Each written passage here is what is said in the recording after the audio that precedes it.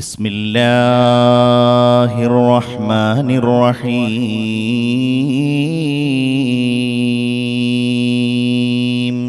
ബിനിഅമതിഹി തതിമ്മുൽ ഖൈറാത്ത് വതതഹഖഖുസ് സാലിഹാത്ത്.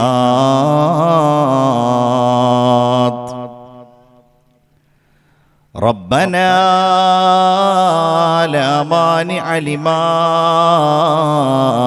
അഅ്തൈത വലാ മുഅ്തിയ ലിമാ മനഅ്ത വലാ റാദ്ദ ലിമാ ഖളൈത വലാ മുബദ്ദില ലിമാ ഹകംത വലാ യൻഫഉ ദൽ ജദ്ദി മിൻകൽ ജദ്ദ്. സുബ്ഹാനക ലാ ഇൽമ ലനാ ഇല്ലാ മാ അല്ലംതനാ ഇന്നക അൻതൽ അലീമുൽ ഹകീം.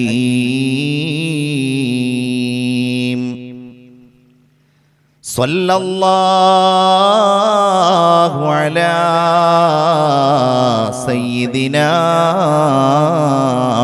മുഹമ്മദിൻ വഅലാ ആലിഹി വഅസ്ഹാബിഹി അജ്മഈൻ. അഊദു ബില്ലാഹി മിനശ് ശൈത്വാനിർ റജീം. ബിസ്മില്ലാഹിർ റഹ്മാനിർ റഹീം. ലാ യസ്തവി അസ്ഹാബുൻ നാരി വഅസ്ഹാബുൽ ജന്നah. അസ്ഹാബുൽ ജന്നതി ഹുമുൽ ഫായിസൂൻ.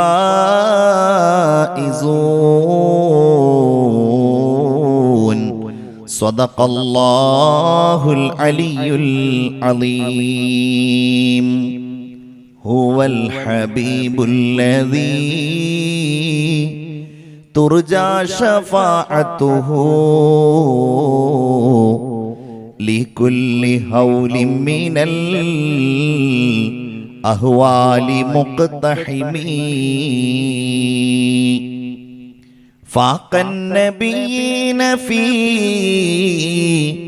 ഖൽഖിൻ വഫീ ഖുലുഖി വലം യുദാനുഹു ഫീ ഇൽമിൻ വലാ കറമീ. നബിയുനൽ ആമിറുൻ നാഹി ഫലാ അഹദു അബർറ ഫീ ഖൗലി ലാ മിൻഹു വലാ നഅമീ. മുഹമ്മദുൻ സയ്യിദുൽ കൗനൈനി വസ്സഖലൈനി വൽ ഫരീഖൈനി മിൻ ഉർബിൻ വമിൻ അജമി. യാ റബ്ബി ബിൽ മുസ്തഫാ ബല്ലിഗ് മഖാസിദനാ വഗ്ഫിർ ലനാ മാ മളാ യാ വാസിഅൽ കറമീ.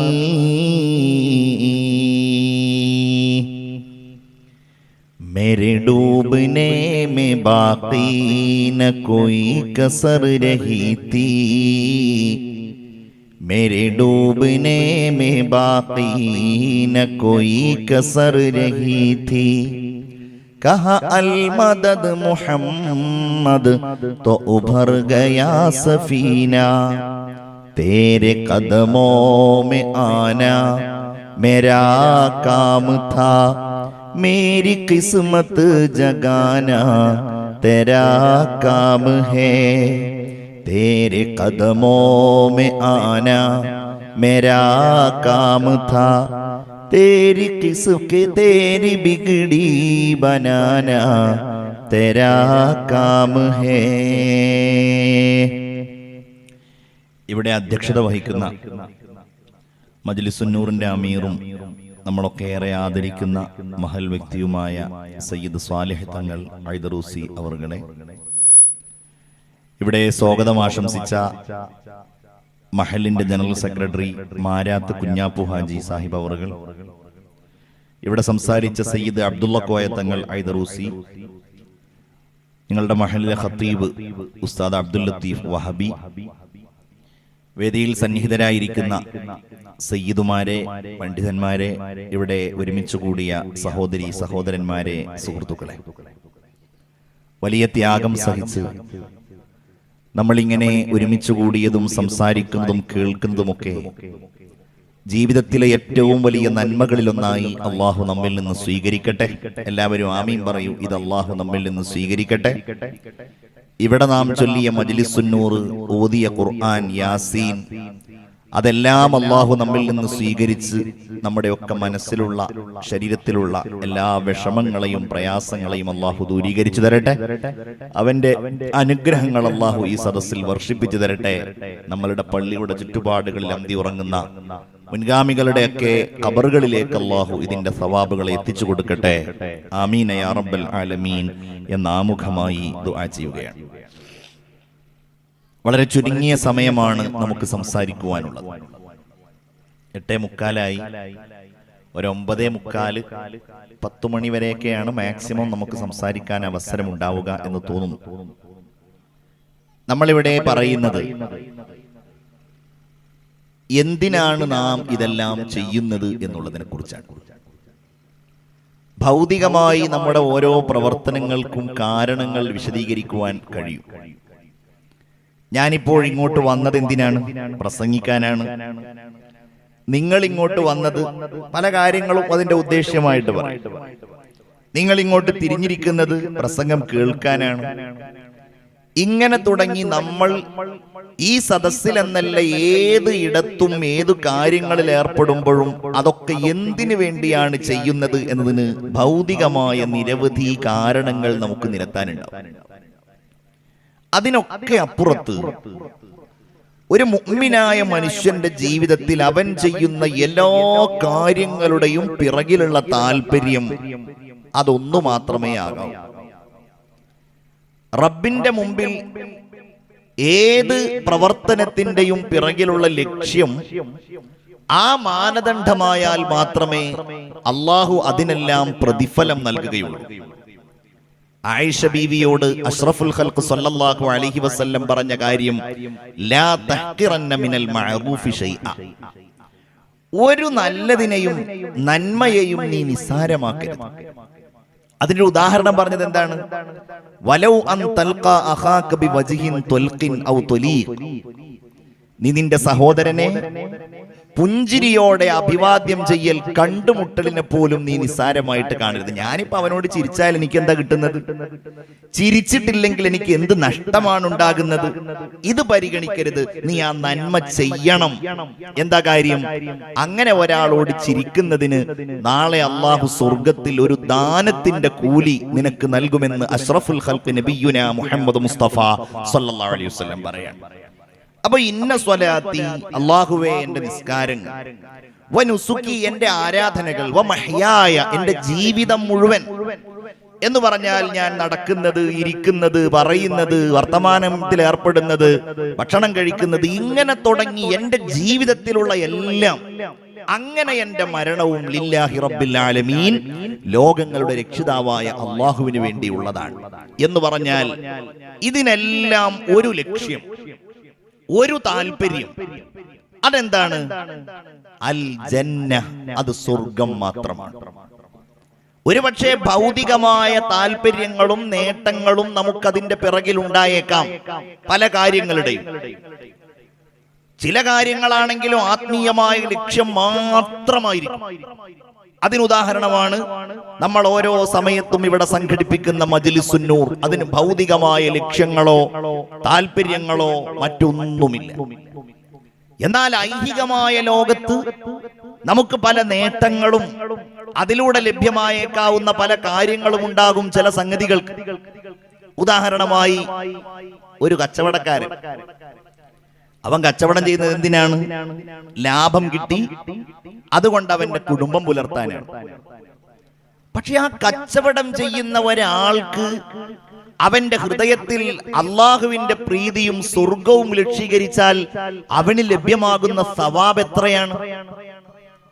അവൻ അവന്റെ സാധനങ്ങൾ എടുക്കാൻ വേണ്ടിയിട്ട് അങ്ങാടിയിലേക്ക് പോകുന്നതിന് കൂലി, കടയിൽ കൊണ്ട് വെക്കുന്നതിന് കൂലി, സത്യസന്ധമായിട്ട് കച്ചവടം ചെയ്യുന്നതിന് അള്ളാഹുവിന്റെ അടുക്കലുള്ള കൂലി എന്നു മാത്രമല്ല, ബാക്കിയുള്ള ഒരാൾക്കും നൽകാത്ത കൂലി. എന്താ പറഞ്ഞത്? സത്യസന്ധമായിട്ട് അവൻ കച്ചവടം ചെയ്യുകയാണെങ്കിൽ അവൻ നാളെ പരലോകത്ത് അള്ളാഹുവിന്റെ പ്രവാചകന്മാരോടൊപ്പവും അള്ളാഹുവിന്റെ മാർഗത്തിൽ രക്തസാക്ഷികളായവരോടൊപ്പവുമാണെന്ന് മുഹമ്മദ് മുസ്തഫ സല്ലല്ലാഹു അലൈഹി വസല്ലം സൂചിപ്പിക്കുകയാണ്. കച്ചവടത്തിലൂടെ അവന് ഭൗതിക നേട്ടങ്ങൾ ഉണ്ടാവും. പക്ഷെ കൽബിന്റെ ഉള്ളിൽ സ്വർഗം എന്ന ലക്ഷ്യത്തോടെ അവൻ ആ കച്ചവടത്തിന്റെ ഓരോ കാര്യങ്ങളും ശ്രദ്ധാപൂർവം ചെയ്യുകയാണെങ്കിൽ അള്ളാഹുവിന്റെ അടുക്കൽ മറ്റുള്ളവർക്ക് കിട്ടാത്ത കൂലി അവന് കിട്ടും. ഇത് നമ്മളുടെയൊക്കെ ഹൃദയത്തിൽ അടിയുറക്കേണ്ട ഒരു കാലഘട്ടത്തിലാണ് നമ്മൾ ജീവിക്കുന്നത്. കാരണം അള്ളാഹുവിന് വേണ്ടി മാത്രം ചെയ്യേണ്ട കാര്യങ്ങൾക്ക് പോലും ഭൗതിക താല്പര്യങ്ങൾ, ചുറ്റുപാടുകളിൽ നമുക്ക് ലഭ്യമാകാവുന്ന ഏതാനും നേട്ടങ്ങൾ, ഇത് മാത്രം കാക്ഷിച്ച് നമ്മുടെ പല കാര്യങ്ങളും പ്രതിഫലം നഷ്ടപ്പെട്ടതായി മാറുന്ന ഈ സാഹചര്യത്തിൽ കൽബൊന്ന് ശുദ്ധീകരിക്കാൻ, പ്രത്യേകിച്ച് വിശുദ്ധ റമളാൻ ഇങ്ങനെ ഏതാനും ദിവസങ്ങൾക്കുള്ളിൽ നമ്മളിലേക്ക് വരികയാണ്. അതുകൊണ്ട് തന്നെ ആ സ്വർഗം എന്ന മോഹം, അതിനോടുള്ള അഭിവാഞ്ച, ആ താല്പര്യം നമ്മുടെ ഓരോരുത്തരുടെയും കൽബിൽ വലിയ ലക്ഷ്യമായി, വലിയ മോഹമായി, വലിയ തേട്ടമായി, വലിയ ആഗ്രഹമായി നിലനിൽക്കേണ്ട ഒരു സന്ദർഭം കൂടിയാണ്. അത് മുഅ്മിനാണെങ്കിൽ ഉണ്ടാവും. നിങ്ങൾ ഇന്ന് നേരം വെളുത്ത് ഞാൻ ഈ സമയം വരെ എന്തെല്ലാം കാര്യങ്ങളെ കുറിച്ച് ആലോചിച്ചു, ഏതെല്ലാം പ്രവർത്തനങ്ങളിൽ ഏർപ്പെട്ടു, ഏതിലൂടെയെല്ലാം യാത്ര ചെയ്തു. പക്ഷെ നമ്മളൊന്നിങ്ങനെ വിലയിരുത്തി നോക്കണം സ്വയം. ഈ താല്പര്യത്തോടെ, സ്വർഗമെന്ന ആ ഒരു മോഹത്തോടെ, ആ ഒരു പ്രാർത്ഥനയോടെ ഞാൻ ഏതെല്ലാം കാര്യങ്ങളിലാണ് ഏർപ്പെട്ടിട്ടുള്ളത്? അങ്ങനെ ചിന്തിച്ചാലും നമുക്ക് വലിയ ഞെട്ടല വരേണ്ടത്. അങ്ങനെയൊക്കെ ഓർമ്മിപ്പിക്കാൻ കൂടിയാണ് ഈ മജ്‌ലിസുന്നൂറിന്റെ സദസ്സുകൾ നമ്മൾ സംഘടിപ്പിക്കുന്നത്. കൽബിനോടൊന്ന് ചോദിച്ചു നോക്കണം, അത് സ്വയം ഒന്ന് വിലയിരുത്തി നോക്കണം. അപ്പൊ മനസ്സിലാവും, പടച്ചവനെ, മുഅ്മിനീന്റെ സ്വഭാവത്തിൽ നിന്ന്, ഈമാനുള്ളവരുടെ സ്വഭാവത്തിൽ നിന്ന് എത്രമേൽ അകലെയാണ് ദൗർഭാഗ്യവശാൽ ഞാൻ സഞ്ചരിക്കുന്നത് എന്ന്. മുഅ്മിനല്ലാത്തവരുടെ ലക്ഷ്യം എന്താണ്? അത് ഖുർആൻ പറയുന്നുണ്ട്, ഇൻ ഹിയ ഇല്ലാ ഹയാതുനദ് ദുനിയാ. അതാണ് അവരുടെ ലക്ഷ്യം. ജീവിതമെന്നാൽ അത് ദുനിയാവിലെ ജീവിതം മാത്രമാണ്. ഇവിടെയുള്ള സുഖം, ഇവിടെയുള്ള സൗകര്യങ്ങൾ അതാസ്വദിക്കുക, ആനന്ദത്തോടെ ജീവിതത്തെ കാണുക എന്നതല്ലാതെ വമാ നഹ്നു ബിമബ്ഊസീൻ, നാം ആരും രണ്ടാമത് പുനരുജ്ജീവിപ്പിക്കപ്പെടുന്നവരല്ല. എന്ന് പറഞ്ഞാൽ മരണാനന്തരം ഒരു ജീവിതമില്ല.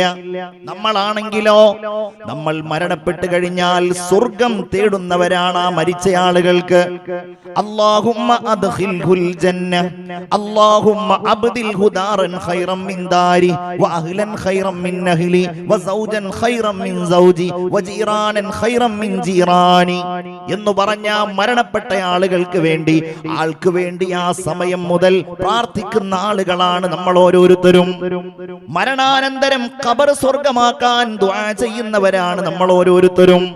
അതിനുശേഷമുള്ള ഓരോ അനുഭവങ്ങളിലും സ്വർഗീയമായ അനുഭൂതികൾ തരണേ എന്ന് നമുക്ക് വേണ്ടിയും മറ്റുള്ളവർക്ക് വേണ്ടിയും കൊതിക്കുന്നവരാണ് നമ്മൾ ഓരോരുത്തരും.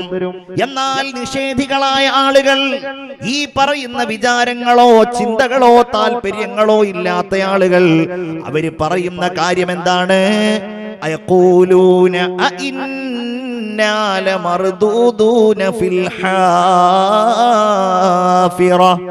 അഇദാ കുന്നാ ഇളാമൻ നഖിറ ഖാലൂ തിൽക ഇദൻ കർറത്തുൻ ഖാസിറ. അവര് പറയുന്നു, നമ്മൾ രണ്ടാമത് എങ്ങനെയാണ് മടക്കപ്പെടുന്നത്? ഖബറുകളിൽ അടക്കപ്പെട്ട് കഴിഞ്ഞാൽ, എല്ലുകളും മണ്ണുമൊക്കെയായി മാറിക്കഴിഞ്ഞാൽ, അഇദാ കുന്നാ ഇളാമൻ നഖിറ, നമ്മൾ നുരുമ്പിപ്പോയ എല്ലുകളായി മാറിക്കഴിഞ്ഞാൽ പിന്നെ എങ്ങനെയാണ് നമ്മൾ മറ്റൊരു ലോകത്തേക്ക് മടക്കപ്പെടുന്നത്. അങ്ങനെ ഒന്നില്ല. ജീവിതം എന്ന് പറഞ്ഞാൽ ഈ ജീവിതത്തിന്റെ ആസ്വാദനം മാത്രമാണ്. അത് അനുഭവിക്കാൻ കഴിയാവുന്ന ആളുകൾ അത് ചെയ്യേണ്ടതാണ്.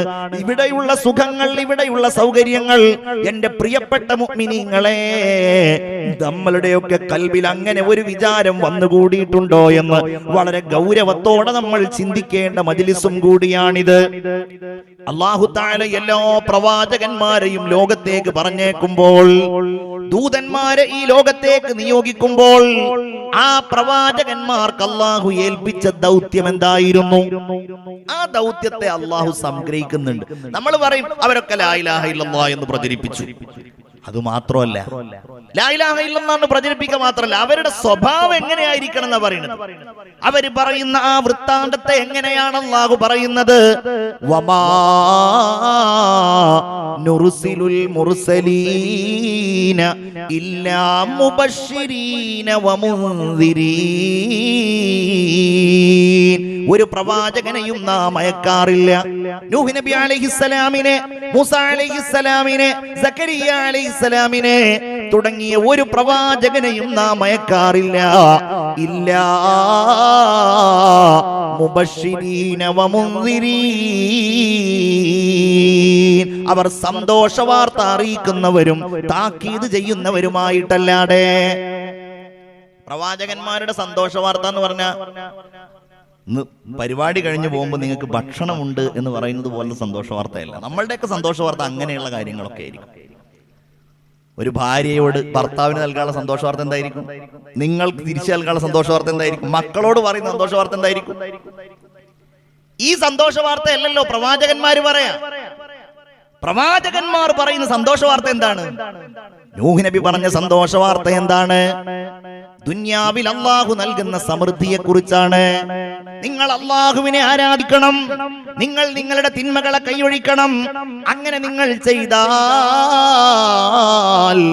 യുർസിലിസ് സമാ അലൈക്കും മിദ്റാറാ വയുംദിദുകും ബിഅംവാലിൻ വബനീൻ. നിങ്ങൾക്ക് അല്ലാഹു സമൃദ്ധമായ മഴ നൽകുന്നതാണ്. സമ്പത്ത് കൊണ്ടും സന്താനങ്ങളെ കൊണ്ടും അല്ലാഹു നിങ്ങൾക്ക് സഹായം നൽകുന്നതാണ്. അതുമാത്രമല്ല, നിങ്ങൾക്ക് അല്ലാഹു സ്വർഗം ഒരുക്കി വെച്ചിട്ടുണ്ട്. ആ സ്വർഗത്തിൽ പഴങ്ങളുണ്ട്, ആ സ്വർഗത്തിൽ അനുഭൂതിദായകമായ ഭക്ഷണ പദാർത്ഥങ്ങളുണ്ട്, ആ സ്വർഗത്തിൽ നിങ്ങൾക്ക് ഹൂറുൽ ഈങ്ങൾ ലഭ്യമാകാനുണ്ട്. ഈ സന്തോഷ വാർത്ത അറിയിക്കുന്നവരായിട്ടല്ലാതെ ഒരു പ്രവാചകനെയും ലോകത്തേക്ക് നാം നിയോഗിച്ചിട്ടില്ല. ആരുൾപ്പെടെ അതേറ്റവും നന്നായി പറഞ്ഞയാളാരാണ്? ഏറ്റവും കൂടുതൽ സ്വർഗത്തെക്കുറിച്ച് സന്തോഷ വാർത്ത അറിയിച്ച ആളാരാണ്? നബിയുനാ വ സയ്യിദുനാ മുഹമ്മദ് മുസ്തഫ. എല്ലാവരും ഒന്ന് സ്വലാത്ത് ചൊല്ലൂ. മുഹമ്മദ് മുസ്തഫ. നബിയുടെ പണി ഇത് തന്നെയായിരുന്നു. ഇന്നാ അർസൽനാക ഷാഹിദൻ വമുബശ്ശിറൻ വനദീറ വദാഇയൻ ഇലല്ലാഹി ബിഇദ്നിഹി വസിറാജൻ മുനീറാ. ഹബീബിനെ അല്ലാഹു വർണ്ണിക്കുന്ന ഉജ്ജ്വലമായ ഒരായത്താണത്. ഓ നബിയെ, അങ്ങയെ നാം അയച്ചിരിക്കുന്നത് ഷാഹിദൻ, സാക്ഷിയായിട്ടാണ്. വമുബശ്ശിറൻ, സന്തോഷ വാർത്ത അറിയിക്കുന്നവനായിട്ടാണ്. വനദീറ, താക്കീതുകാരനായ ആളായിട്ടാണ്. നബിക്ക് അല്ലാഹു നൽകുന്ന വിശേഷണം എന്താ? സാക്ഷി എന്ന് പറഞ്ഞ എന്താ? നബി സാക്ഷിയാണെന്ന് പറഞ്ഞ എന്താണ്? നിങ്ങൾ ചിന്തിച്ചിട്ടുണ്ടോ? എന്താണ് അല്ലാഹു തആല നബിയോട് അങ്ങ് സാക്ഷിയാണെന്ന് പറഞ്ഞാൽ അതിന്റെ ഒരർത്ഥം എന്താണെന്നറിയോ? അല്ലാഹു തആല ഈ കാര്യങ്ങളൊക്കെ ആദ്യമായിട്ട് അറിയിച്ചു കൊടുക്കുന്ന ആൾ ഹബീബായ സല്ലല്ലാഹു അലൈഹി വസല്ലം തങ്ങളാണ്. നിസ്കരിക്കണം, അത് ആദ്യം പറയുന്ന ആളാരാണ്? നബിയാണ്. നബിയോടാണ് ഇത് പറയുന്നത്. ഖുൽ ഹുവല്ലാഹു അഹദ്, അത് ആദ്യം ആർക്കാണ് എത്തിച്ചു കൊടുക്കുന്നത്? ഹബീബായ നബി സല്ലല്ലാഹു അലൈഹി വസല്ലം തങ്ങൾക്കാണ്. എന്ന് പറഞ്ഞാൽ ഈ പറയപ്പെടുന്ന എല്ലാ കാര്യങ്ങളും, ഈ കൽപ്പനകളും, ഈ വിലക്കുകളും, ഈ വചനങ്ങളും, ഈ ഏൽപ്പിക്കപ്പെടുന്ന എല്ലാ സംഗതികളും ആദ്യമായി സ്വീകരിക്കേണ്ടത് നബിയെ അങ്ങാണ്. അതല്ലാതെ അല്ലാണ്ട് അള്ളാഹു ഇങ്ങനെ എന്തെങ്കിലും പറയാ, ഇവിടെ റസൂലുള്ളാഹി തങ്ങളുടെ പടച്ചോ അങ്ങനെ പറഞ്ഞിട്ടുണ്ടെന്ന് പറയാം. അങ്ങനെയല്ല, ആദ്യം ഹബീബ് അത് ഉൾക്കൊള്ളുന്നു, എന്നിട്ടാണ് ഇത് മറ്റുള്ളവർക്ക് എത്തിച്ചു കൊടുക്കുന്നത്. അത് നമ്മളും അങ്ങനെ ആവണം എന്നുള്ളതാണ് ഒരു താല്പര്യം. അതാണ് നിങ്ങൾ മക്കളോട് പറയാണ്, എല്ലാ ദിവസവും സുബഹിക്ക് ജമാഅത്തിന് വരണം. പറയാറുണ്ടല്ലോ, ചെറിയ 8 വയസ്സായ 10 വയസ്സായ മക്കളെ പറ്റിയിട്ടല്ല ഞാൻ പറയുന്നത്. 25, 30 ഒക്കെ വയസ്സായ കല്യാണമൊക്കെ കഴിച്ച് ഒരു പക്ഷേ നിങ്ങളുടെ വീട്ടിലോ അയൽപക്കത്തെ വീട്ടിലോ ഒക്കെ താമസിക്കുന്ന നിങ്ങളുടെ മക്കളോട് പറയാണെന്ത്, നമ്മൾ മക്കളെല്ലാരും സുബഹിക്ക് ജമാഅത്തിന് വരണം. വീട്ടിൽ വാപ്പായുടെ ഒരു ഓർഡർ, എന്ത്, 4-5 മക്കളുണ്ട്, മക്കളെല്ലാവരും സുബഹിക്ക് ജമാഅത്തിന് വരണം. അപ്പൊ അങ്ങനെ ഒരു പതിവൊന്നുമില്ല. അങ്ങനെ മക്കൾ രാവിലെ എഴുന്നേറ്റ് സുബഹി ജമാഅത്തിന്, ഉദാഹരണം പറയാം, ഒരു 5:45 സമയത്ത് പള്ളിയിലേക്ക് എത്തുകയാണ്. എവിടെ ഇപ്പൊ നമ്മളോട് പറഞ്ഞ വാപ്പ എവിടെയാണ്? പടച്ചോനെ, വാപ്പയെ കാണുന്നില്ല. അന്ന് ഏതായാലും ജമാഅത്തൊക്കെ കഴിഞ്ഞിട്ട് നേരെ വീട്ടിലേക്ക് എത്തി, ഗേറ്റിന്റെ മുമ്പിൽ എത്തിയപ്പോ തന്നെ ഉണ്ട് ബാപ്പായുടെ ശബ്ദം. എന്തിന്റെ ശബ്ദം? ഉറങ്ങുന്ന ശബ്ദമാണ്, കൂർക്കംവലിയുടെ ശബ്ദമാണ്. ഈ മക്കൾ 2ാമത്തെ ദിവസം പോകുമോ? മക്കൾക്ക് ബാപ്പ പറയുന്നതിൽ വല്ല താല്പര്യം ഉണ്ടാവോ? ബാപ്പ ഏതെങ്കിലും വാഴൊക്കെ കേട്ട് ബാപ്പ എന്തെങ്കിലും താല്പര്യത്തോടു കൂടെ അങ്ങനെ പറഞ്ഞതായിരിക്കും, നല്ല ഉപദേശം തന്നെയാണ്. അതേ സമയത്ത് ബാപ്പ അതിന് ഷാഹിദാണെങ്കിലോ, 30 വയസ്സായ മോന് കല്യാണമൊക്കെ കഴിച്ചു ഉഷാറായി, ഇങ്ങനെ പഴയ പോലെ ഒന്നും ആയ പോലെ സുബഹിക്കൊന്നും എന്നെ പള്ളിയിൽ കാണണമെന്ന് ബാപ്പ പറഞ്ഞു. ഇവ ഇങ്ങനെ പള്ളിയിലേക്ക് വരുമ്പോഴുണ്ട് ബാപ്പ തഹജ്ജുദൊക്കെ നിസ്കരിച്ച് ബാങ്കൊക്കെ കൊടുത്ത് അതിന്റെ സുന്നത്തൊക്കെ നിസ്കരിച്ചിട്ട് അവിടെ ഇങ്ങനെ ഉഷാറായിട്ട് ഇങ്ങനെ ഇരിക്കുകയാണ്. മോനങ്ങനെ കണ്ടപ്പോൾ അൽഹംദുലില്ലാ. 2ാമത്തെ ദിവസം മോൻ വരുമോ? 3ാമത്തെ ദിവസം മോൻ വരാതിരിക്കുവോ? ഇതൊരു ഉദാഹരണം പറഞ്ഞതാണ്. ഏത് കാര്യവും മറ്റുള്ള ആളുകൾ സ്വീകരിക്കുന്നതിന്റെ കാര്യം. അതുകൊണ്ടാണ് നമ്മളെപ്പോലത്തെ ആളുകളൊക്കെ വഅദ് പറയുമ്പോൾ പഴയ കാലത്തുള്ള ആലിമീങ്ങൾ വഅദ് പറയുന്ന, ഞാൻ നിസ്സാരമായിട്ട് പറയല്ല, അതിന്റെ ആ ഒരു ഈമാനികമായ ചൈതന്യം, നഊദു ബില്ലാഹ്, അള്ളാഹു നമ്മളെയൊക്കെ നന്നാക്കി തരട്ടെ, ലഭ്യാവാത്ത പഴയ കാലത്തുള്ള ആലിമീങ്ങളൊക്കെ വഅദ് പറഞ്ഞ്, അങ്ങനെയാണല്ലോ നമ്മളുടെ ഈ ഉമ്മത്തിൽ ഈ നന്മകളും സന്തോഷങ്ങളും ഈ ഒരു ഈമാനികമായ ചൈതന്യങ്ങളൊക്കെ ഉണ്ടായത്. അവരൊക്കെ ഷാഹിദുകളായി. വാപ്പ ഷാഹിദാവണം, ഉമ്മ ഷാഹിദാവണം.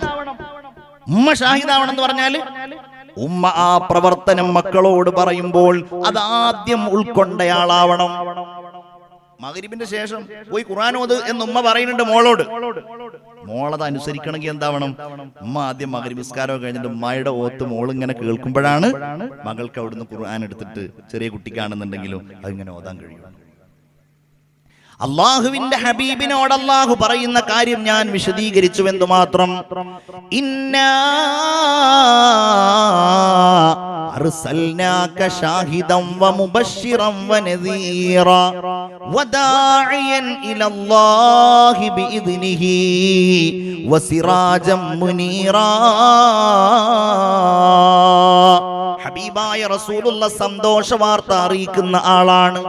മദീനയിലുള്ള സ്വഹാബികളോട് മാത്രമല്ല, വരാനിരിക്കുന്ന തലമുറകളോട് മുഴുവൻ, വരാനിരിക്കുന്ന ഉമ്മത്തിനോട് മുഴുവൻ, ലോകാവസാനം വരെ വരാനിരിക്കുന്ന ഞാനും നിങ്ങളും ഉൾപ്പെടുന്ന ഓരോരുത്തരോടും നമ്മൾ ചെയ്യേണ്ട നന്മകളെ കുറിച്ച് പറഞ്ഞത്, നമ്മൾ ഉപേക്ഷിക്കേണ്ട തിന്മകളെ കുറിച്ച് താക്കീത് നൽകിയത്, ആ നന്മകൾക്ക് അള്ളാഹു വാഗ്ദാനം ചെയ്ത സ്വർഗീയ അനുഭൂതികളെ സംബന്ധിച്ച് ഏറ്റവും ഹൃദയസ്പൃക്കായ രീതിയിൽ അവതരിപ്പിച്ചത് സയ്യിദുനാ വ നബിയുനാ മുഹമ്മദ് മുസ്തഫ. സ്വലാത്തു ചൊല്ലൂ മുഹമ്മദ് മുസ്തഫ. ഉറക്ക സ്വലാത്ത് ചൊല്ലൂ മുഹമ്മദ് മുസ്തഫ സല്ലല്ലാഹു അലൈഹി വസല്ലമ തങ്ങളാണ്. സ്വർഗ്ഗത്തെ കുറിച്ച് പറയലായിരുന്നു അഷ്റഫുൽ ഖൽഖ് സല്ലല്ലാഹു അലൈഹി വസല്ലമ തങ്ങളുടെ പ്രധാനപ്പെട്ട ലക്ഷ്യം. നബിയുടെ ഒരു വലിയ മനസ്സിന്റെ സംതൃപ്തി അതായിരുന്നു. ഹബീബായ നബിയുടെ പ്രതിഫലത്തെ കുറിച്ചുള്ള വാഗ്ദാനങ്ങൾ ആ സ്വർഗ്ഗമല്ലാതെ മറ്റൊന്നുമായിരുന്നില്ല. അല്ലാമ ഇഖ്ബാൽ ഒരിക്കൽ ഒരു സദസ്സിൽ സ്വീകരണം നൽകപ്പെടുകയാണ് ഇഖ്ബാലിന്. അപ്പോ ഈ സംസാരിക്കുന്ന ആള് ഇഖ്ബാലിനെ എങ്ങനെ വിളിക്കുകയാണ്, അതെ നമ്മുടെ ഇഖ്ബാൽ ഇവിടെ എത്തിയിട്ടുണ്ട്. അപ്പൊ ഇഖ്ബാലിനെ കുറിച്ച് ഇങ്ങനെ, അല്ലാമ ഇഖ്ബാലിനെ കുറിച്ച് ഇങ്ങനെ പറയുമ്പോ ഇഖ്ബാല് വലിയ പ്രവാചക പ്രേമിയാണ്, നബിയോട് വലിയ മഹബത്തുള്ള ആളാണെന്നൊക്കെ പറഞ്ഞിട്ട് ഇങ്ങനെ സംസാരിക്കുന്ന കൂട്ടത്തില് ഈ പറയുന്ന ആൾ നബിയെ കുറിച്ചൊരു ചെറിയ കവിത പാടി. റസായേ ഖുദാ റസായേ മുഹമ്മദ് എന്താണോ അല്ലാഹുവിന്റെ തൃപ്തി അത് തന്നെയാണ് മുഹമ്മദുർ റസൂലിന്റെയും തൃപ്തി സല്ലല്ലാഹു അലൈഹി വസല്ലം. അതിങ്ങനെ പറഞ്ഞപ്പോ ഇഖ്ബാല് അതിങ്ങനെ കേവലം കേട്ടിരിക്കല്ലേ, ഇഖ്ബാലിന്റെ മനസ്സിൽ ചെറിയ ഒരു പിടക്കൽ. നബിയെ കുറിച്ചാണല്ലോ ആ പറഞ്ഞത്. ഇഖ്ബാൽ അവിടെ നിന്ന് എഴുന്നേറ്റു, ഈ സംസാരിക്കുന്ന ആളുടെ അടുക്കൽ വന്നു.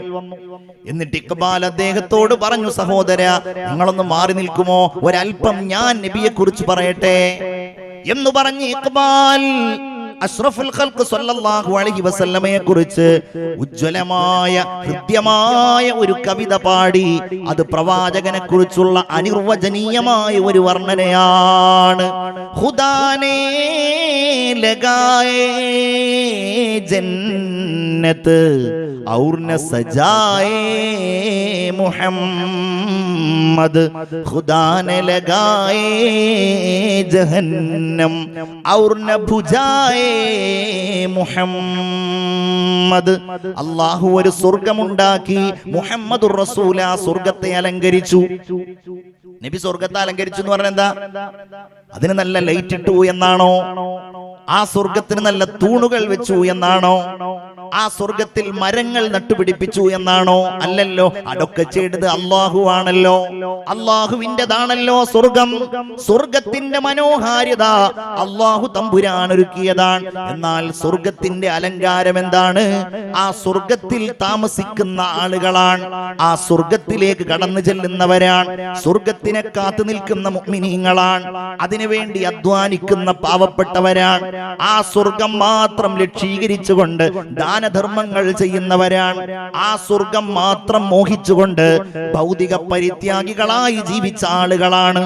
അതാണ് റസൂലുള്ളാഹി സ്വല്ലല്ലാഹു അലൈഹി വസല്ലമ തങ്ങളുടെ സ്വർഗത്തിന്റെ അലങ്കാരം എന്ന് പറയുന്നത്.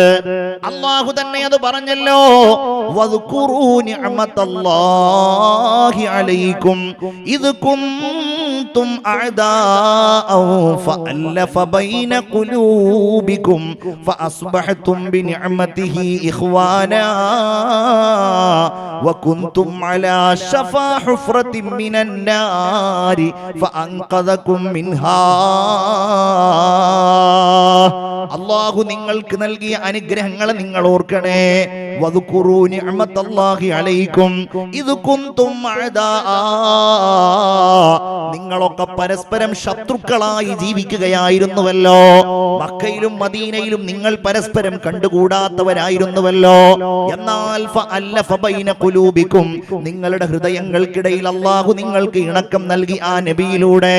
ഫഅസ്ബഹതും ബിനിഅമതിഹി ഇഖ്വാനാ, അല്ലാഹുവിന്റെ അനുഗ്രഹത്താൽ നിങ്ങളൊക്കെ സഹോദരന്മാരായി മാറി.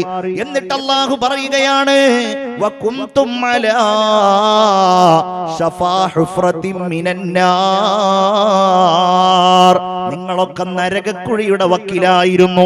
ഫഅൻഖദകും മിൻഹാ, ആ നരകക്കുഴിയുടെ വക്കിൽ നിന്ന് അല്ലാഹു നിങ്ങളെ കാത്ത് സംരക്ഷിച്ചതാണ് ആ നബിയിലൂടെ. അഷ്റഫുൽ ഖൽഖാണ് ആ നരകത്തിൽ നിന്ന് നിങ്ങളെ രക്ഷിച്ചത്. എന്റെ പ്രിയപ്പെട്ടവരെ, ആ ഹബീബില്ലായിരുന്നുവെങ്കിൽ, ആ റസൂലിന്റെ കൽപ്പനകൾ നമ്മിലേക്ക് എത്തിയില്ലായിരുന്നുവെങ്കിൽ, നമ്മൾ മദ്രസകളിലൂടെ പഠിക്കുമ്പോ, ക്ലാസുകളിലൂടെ നമ്മൾ കേൾക്കുമ്പോ, നമ്മുടെ മാതാപിതാക്കളിലൂടെ നമ്മൾക്ക് ലഭ്യമായിരിക്കുന്ന സതുപദേശങ്ങൾ നമുക്ക് ലഭിക്കുമ്പോ, അതിന്റെ എല്ലാം അടിസ്ഥാനം എന്താണ്? ആ വഴികളുടെ എല്ലാം പ്രാരംഭം എവിടെയാണ്? അത് അഷ്റഫുൽ ഖൽഖ് സല്ലല്ലാഹു അലൈഹി വസല്ലമ തങ്ങളുടെ കൽപ്പനകളാണ്. ആ കൽപ്പനകൾ നമ്മളുടെ ചെവിയിലെത്തിയില്ലായിരുന്നുവെങ്കിൽ, അതറിയാൻ നമുക്ക് കഴിയില്ലായിരുന്നുവെങ്കിൽ, പലിശ തെറ്റാണ് എന്ന് നമുക്കറിയുമായിരുന്നില്ല, ഹറാമായ ധനത്തെക്കുറിച്ച് നമുക്കറിയുമായിരുന്നില്ല, തിന്മകളെ സംബന്ധിച്ച് നമുക്ക് വേർതിരിച്ചറിയുമായിരുന്നില്ല, എങ്ങനെയാണ് സ്വർഗത്തിലേക്കുള്ള സഞ്ചാരം നടത്തേണ്ടത് എന്ന് നമുക്ക് തിരിച്ചറിയുമായിരുന്നില്ല. അല്ലാഹുവിന്റെ ഹബീബ് സല്ലല്ലാഹു അലൈഹി വസല്ലമ തങ്ങൾ സ്വർഗം സ്വർഗം എന്ന നിരന്തരമായ ആ പ്രലോഭനമാണ് നമ്മുടെ മുമ്പിൽ നടത്തിയത്. ആദ്യമായി നബിയെ കാണാൻ വേണ്ടി വന്ന് അഷ്റഫുൽ ഖൽഖിനെ വിശ്വസിക്കുകയാണ് മദീന നിവാസികളായ ആളുകൾ, മദീനക്കാരായ ആളുകൾ വിശ്വസിക്കുകയാണ്. ആ വിശ്വസിക്കുന്ന ഇടത്ത് വെളിച്ചമുണ്ടായിരുന്നില്ല. അറിയാം, അഖബ ഉടമ്പടി എന്ന് കേട്ടിട്ടുണ്ടാവും. അഖബ ഉടമ്പടി എന്ന് പറഞ്ഞാല് മിനയുടെ ആ ഒരു ഭാഗമായ താഴ്വാരത്തിന്റെ ഭാഗമായ അഖബയിൽ വെച്ച് ആരും കാണാതെ രാത്രിയിൽ നബി സല്ലല്ലാഹു അലൈഹി വസല്ലം തങ്ങൾ യസ്രിബിൽ നിന്ന് വന്ന അല്ലെങ്കിൽ മദീനയിൽ നിന്ന് വന്ന പാവപ്പെട്ട സ്വഹാബികളുടെ കൈ പിടിച്ചിട്ട് അവരോട് ഇങ്ങനെ ബൈഅത്ത് ചെയ്യാൻ.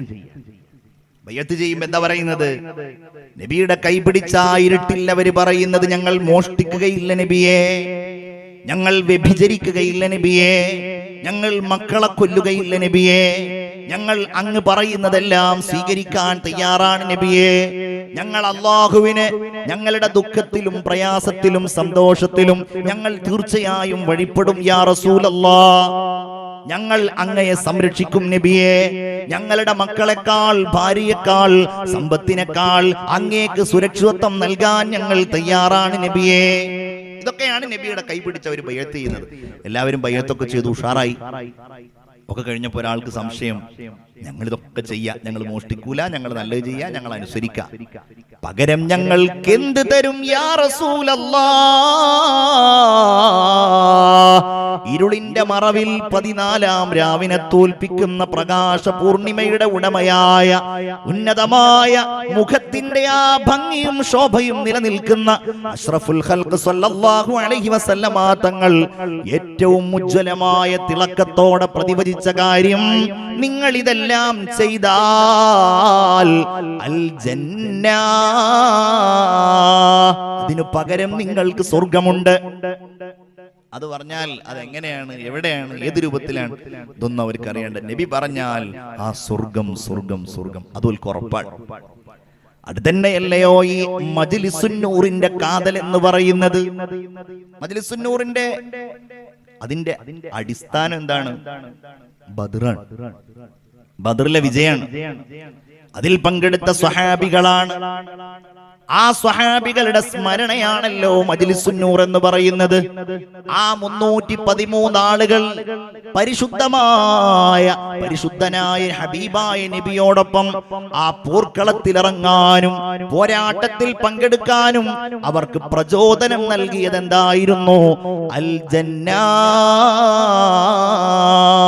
അത് സ്വർഗം മാത്രമായിരുന്നു. റസൂലുള്ളാഹി സ്വല്ലല്ലാഹു അലൈഹി വസല്ലം ഇങ്ങനെ ബദറിലേക്ക് പോകുമ്പോൾ ഒരു യുദ്ധമൊന്നും ചെയ്യാന്നുള്ള താല്പര്യമൊന്നുമില്ല.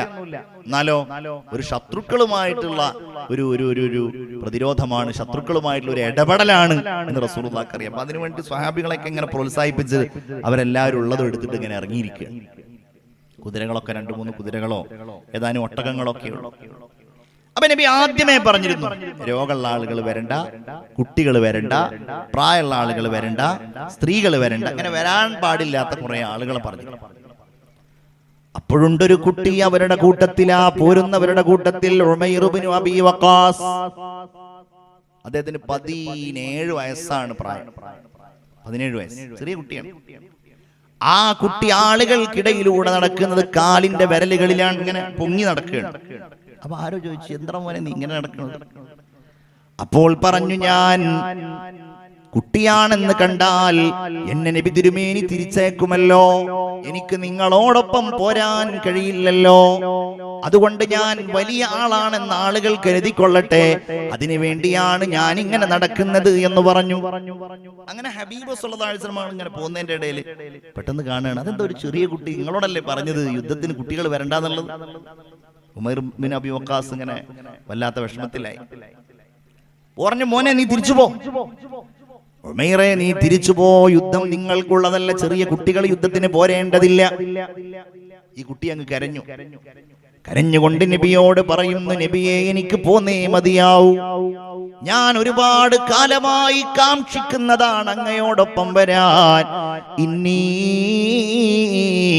ഉരീദു അൻ അനാല ഷഹാദത യാ റസൂലല്ലാഹ്,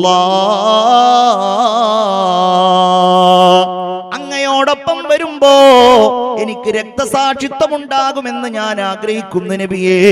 വലാ തഹ്സബന്നല്ലദീന ഖുതിലൂ ഫീ സബീലില്ലാഹി അംവാതാ ബൽ അഹ്യാഉൻ ഇൻദ റബ്ബിഹിം യുർസഖൂൻ. അല്ലാഹു അള്ളാഹുവിന്റെ മാർഗത്തിൽ രക്തസാക്ഷികളായ ആളുകളൊന്നും മരണപ്പെട്ടു പോയവരല്ല. അള്ളാഹുവിന്റെ അടുക്കൽ അഥവാ സുഖലോക സ്വർഗത്തിൽ അവരെല്ലാവരും അള്ളാഹുവിന്റെ ആ സന്തോഷകരമായ അനുഭവങ്ങൾ അനുഭവിച്ചു കൊണ്ടിരിക്കുകയാണ്. അവർ അള്ളാഹുവിന്റെ അടുക്കൽ ജീവിക്കുന്നവരും അള്ളാഹുവിന്റെ അടുക്കൽ നിന്നവർ അന്നപാനീയങ്ങൾ ലഭ്യമാവുകയും ചെയ്തുകൊണ്ടിരിക്കുന്നവരാണ് എന്നെല്ലാമുള്ള ആ പ്രോത്സാഹനത്തിൽ, ആ പ്രലോഭനത്തിൽ വശംവദനായി ഈ പൊന്നുമോൻ പറയുന്നു, നബിയേ, അങ്ങയോടൊപ്പം വരിക എന്നുള്ളത് മാത്രമല്ല, ഇന്നി ഉരീദു അൻ അനാല ഷഹാദത യാ റസൂലല്ലാഹ്, എനിക്ക് രക്തസാക്ഷിയാവണം നബിയേ. എന്റെ പ്രിയപ്പെട്ടവരെ, റസൂലുള്ള സമ്മതിക്കുകയാണ്.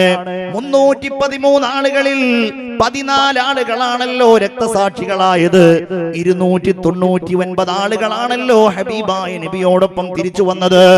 ആ 313 ആളുകളിൽ രക്തസാക്ഷികളായ ആളുകളുടെ കൂട്ടത്തിൽ ഒന്നാമത്തെ ആളായി നിങ്ങൾക്ക് കാണാൻ കഴിയുന്നത് ഉമൈർ ഇബ്നു അബീ വഖാസ്. എന്റെ പ്രിയപ്പെട്ട മുഅ്മിനീങ്ങളെ, അതുകൊണ്ട് ഞാൻ നിങ്ങളോട് ഓർമ്മപ്പെടുത്തുകയാണ് സാന്ദർഭികമായിട്ട്, ഇവിടെ സംഘടിപ്പിക്കപ്പെടുന്ന ഓരോ മജ്ലിസുന്നൂറുകളും അത് സ്വർഗീയമായ സദസ്സുകളാണ്. അത് സ്വർഗം ഉറപ്പായവരുടെ സദസ്സുകളാണ്. അത് മലായികത്തിന്റെ ആ സന്തോഷം ലഭ്യമായ മലായികത്തുകൾ വല്ലാതെ ബഹുമാനിച്ചിരുന്നവരുടെ സദസ്സാണ്. അത് പ്രവാചകർ സല്ലല്ലാഹു അലൈഹി വസല്ലമ തങ്ങൾ ആത്മീയമായ ഔന്നത്യം ഉറപ്പ് നൽകിയവരുടെ സദസ്സാണ്. സ്വർഗത്തിലേക്ക് പോകും അല്ലാഹു തആല എല്ലാ പാപങ്ങളും പുറത്തിരിക്കുന്നു എന്ന് പറയുന്നവരുടെ സദസ്സാണ്. ആ അസ്ഹാബുൽ ബദറിനെയാണ് ഓരോ മാസത്തിലും നിശ്ചിതമായ ദിവസത്തിൽ നമ്മൾ ഓർത്തെടുക്കുന്നത്. അതുകൊണ്ട് തന്നെ അതിൽ രണ്ടാമത്തെ കാര്യം എന്താണ്? ഈ ഭൂമിയിൽ ഒരു സ്വർഗമുണ്ട് എങ്കിൽ, നമ്മുടെ നാട്ടിൽ ഒരു സ്വർഗമുണ്ട് എങ്കിൽ, ആ സ്വർഗം ഉറപ്പായും അല്ലാഹു തആലയുടെ പ്രവാചകൻ നമ്മെ അറിയിച്ച മജ്ലിസുൽ ഇൽമി റൗളത്തും മിൻ റിയാദിൽ ജന്നയുണ്ടല്ലോ എന്നതുപോലെ തന്നെ ദിക്റിന്റെ സദസ്സുകൾ സ്വർഗത്തിന്റെ സദസ്സുകളാണെന്ന് ഹദീസുകൾ ഉണ്ടല്ലോ. അതുകൊണ്ട് നമ്മൾ ഒരിക്കലും അത് നഷ്ടപ്പെടാതെ ആ സദസ്സുകളിൽ പങ്കെടുക്കുകയും അസ്ഹാബുൽ ബദറിന്റെ പേരുകൾ നമ്മൾ പറഞ്ഞ് നമ്മുടെ സുഖങ്ങളും സന്തോഷങ്ങൾക്കും അല്ലാഹുവിനോട് ശുക്ർ ചെയ്യുകയും തമ്പുരാനോട് നമ്മൾ സ്തുതി കീർത്തനങ്ങൾ അർപ്പിക്കുകയും നമ്മുടെ സങ്കടങ്ങളും ദുഃഖങ്ങളും അല്ലാഹുവിന്റെ മുമ്പിൽ അവതരിപ്പിക്കുകയും ചെയ്യുന്ന ആ സദസ്സുകളെ നമ്മൾ പരിപൂർണമായും വിജയിപ്പിക്കണമെന്ന് സാന്ദർഭികമായി നിങ്ങളോട് ഞാൻ ഓർമ്മപ്പെടുത്തുകയാണ്. അല്ലാമ ഇഖ്ബാലിന്റെ കഥയിൽ നിന്നാണ് നമ്മൾ പറഞ്ഞത്. റസൂലുള്ളാഹി സ്വല്ലല്ലാഹു അലൈഹി വസല്ലമ തങ്ങൾ ആ സ്വർഗ്ഗലോകത്തിന്റെ മനോഹരമായ വഴിയിലേക്ക് നമ്മളെയൊക്കെ കൈപിടിച്ചു കൊണ്ടുപോയി എന്നാ പറയുന്നത്. നമ്മൾ ഈ കാലഘട്ടത്തിൽ ഗൗരവത്തോടെ ചിന്തിക്കണം. അല്ലാഹു തആലയുടെ വിളി സ്വർഗത്തിലേക്കാണ്. നബി സല്ലല്ലാഹു അലൈഹി വസല്ലം ഞങ്ങൾ കൊണ്ടുപോണത് സ്വർഗത്തിലേക്കാണ്.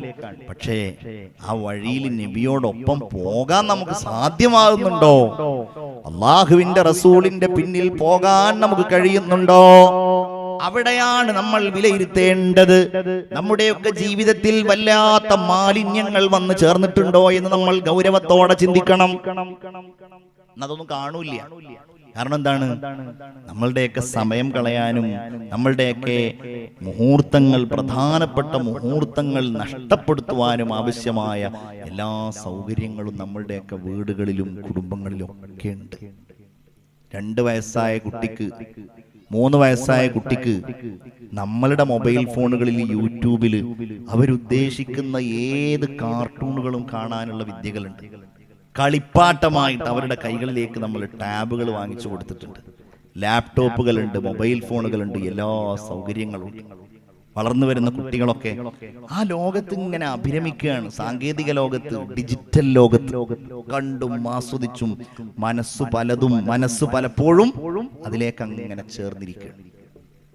അവരനുകരിക്കുന്നതാവട്ടെ നമ്മളുടെ പുതിയ തലമുറ, ഞാൻ ഉൾപ്പെടെ തന്നെ വേണമെങ്കിൽ പറയാം, ഏതു മേഖലയിലും അവരനുകരിക്കുന്നത് ഡിജിറ്റൽ ലോകത്ത് അവർ കാണുന്ന കാഴ്ചകളെയാണ്. പഴയ കാലത്തൊക്കെ പറയും പരസ്യങ്ങളെയാണെന്ന് പറയും. എന്തിനെ? ഏത് പേസ്റ്റ് ഉപയോഗിക്കണം. അപ്പൊ നമ്മൾ അതിന്റെ പരസ്യത്തിൽ നമ്മൾ കണ്ട് പേസ്റ്റിനെ നമ്മൾ എന്താ പറയാ? ഗോൾഗേറ്റ് എന്ന് പറയും. പേസ്റ്റിന് അതിന്റെ പര്യായമായിട്ട് നമ്മൾ പറയുന്നത്. കാരണം അത്രയും പരസ്യത്തിലൂടെ നമ്മളുടെ മനസ്സിൽ അതങ്ങനെ ചേർക്കേറിയിട്ടുണ്ട്. ഏത് ബ്രഷ് ഉപയോഗിക്കണം, ഏത് ബ്ലേഡ് ഉപയോഗിക്കണം, ഏത് വസ്ത്രം ഉപയോഗിക്കണം, ഏത് ടെക്സ്റ്റൈൽസിൽ കയറണം, ഇതൊക്കെ നമ്മളുടെ മനസ്സിലേക്ക് ഒരു കാലത്ത് കൊണ്ടുവന്നിരുന്ന സംഗതി എന്തായിരുന്നു? പരസ്യമായിരുന്നു. ഒന്നും പരസ്യത്തിന് കുറവൊന്നുമില്ല. പക്ഷേ പുതിയ കുട്ടികളുടെ മനസ്സിൽ എങ്ങനെയാണ് ഏത് ഭക്ഷണം കഴിക്കണം, ഏത് ഭക്ഷണം കഴിക്കണം എന്ന് ചോദിച്ചാൽ എങ്ങനെയാണ് കുട്ടികൾക്ക് ഇതൊക്കെ നമ്മളുടെ കുട്ടികൾ എങ്ങനെ ഏത് കടയിൽ കയറണം, ഏത് ഹോട്ടലിൽ പോയിട്ട് ഭക്ഷണം കഴിക്കണം, നമ്മളുടെ കുട്ടികൾ അതിന്റെയൊക്കെ ആളുകളായിട്ട് മാറി. ചെറിയ കുട്ടികൾ അതൊക്കെ എങ്ങനെയാണ് അവർ ആകൃഷ്ടരാകുന്നത്? എങ്ങനെയാണ്? ഈ മാധ്യമങ്ങളിലൂടെ, ഫേസ്ബുക്കിലൂടെ, ഇൻസ്റ്റഗ്രാമിലൂടെ, അല്ലേ, സാമൂഹിക മാധ്യമങ്ങളിലൂടെ. അതൊക്കെ അവരുടെ ലോകത്ത് ചിരപരിചിതമായ ഇടങ്ങളായിട്ട് മാറി. അതൊക്കെ അവരുടെ ആഘോഷ മേഖലകളായി മാറി. കുട്ടികളുടെ മനസ്സിൽ പുതിയ ചിന്തകളും പുതിയ വിചാരങ്ങളും വരുമ്പോ അത് മറ്റുള്ളവരിലേക്ക് എത്തിക്കാൻ ആവശ്യമായ ഏത് സൗകര്യങ്ങളെയും അവർ ഉപയോഗപ്പെടുത്താൻ തുടങ്ങി. ഉപയോഗപ്പെടുത്തുന്നതോടൊപ്പം ആ ലോകത്തുള്ള എല്ലാ മാലിന്യങ്ങളെയും എല്ലാ വൃത്തികേടുകളെയും അവരുടെ ലോകത്തവർ പരിചയപ്പെട്ടു തുടങ്ങുകയും ചെയ്തു. ഇനിയിപ്പത് പറയുന്നതിന് പ്രസക്തി ഉണ്ടോന്ന് അറിയില്ല. അതുകൊണ്ടാണ് ഇവിടുന്ന് എത്ര ദൂരമുണ്ട് നമ്മുടെ വളാഞ്ചേരിയിലേക്ക് എനിക്കറിയില്ല. അങ്ങനെയുള്ള ഒരു സ്ഥലത്ത് ഒരു തൊപ്പി എന്ന് പറയുന്ന ഒരു സഹോദരൻ വന്ന സമയത്ത് സത്യത്തിൽ ഞാൻ അങ്ങനെ ഒരാളെ അന്നാണ് അറിയുന്നത്. അപ്പൊ ഞാനിത് പരീക്ഷിക്കാൻ വേണ്ടിയിട്ട് എനിക്ക് ഇതേപോലെ തന്നെ ഒരു 10 വയസ്സുള്ള ഒരു മോനുണ്ട്. അപ്പൊ ഞാൻ അയാളോട് ഇയാളെ പറ്റി ചോദിച്ചപ്പോൾ അയാൾക്ക് മുമ്പേ അറിയാന്നുള്ളതാണ്. അയാൾക്ക് സ്വന്തമായിട്ട് ഫോണൊന്നുമില്ല. അപ്പൊ നമ്മളുടെ അല്ലെങ്കിൽ നമ്മളുടെ വീട്ടുകാരിയുടെ ഒക്കെ ഫോൺ എടുത്തിട്ട് മൂപ്പര് ഇയാളെ പരിചയപ്പെട്ടിരിക്കുകയാണ്. നന്നായിട്ട് അറിയാം. നിങ്ങളൊന്ന് ആലോചിച്ച് നോക്കണം. ഇങ്ങനെ കുട്ടികൾ അങ്ങനെ ഒരു ലോകത്താണ്. അത് മാത്രമല്ല, അവരുടെ ആഘോഷങ്ങളും അവരുടെ സന്തോഷങ്ങളും അവരാ ലോകത്ത് കാണുന്ന കാഴ്ചകൾക്കനുസരിച്ചാണ് ക്രമപ്പെടുത്തിയിട്ടുള്ളത്.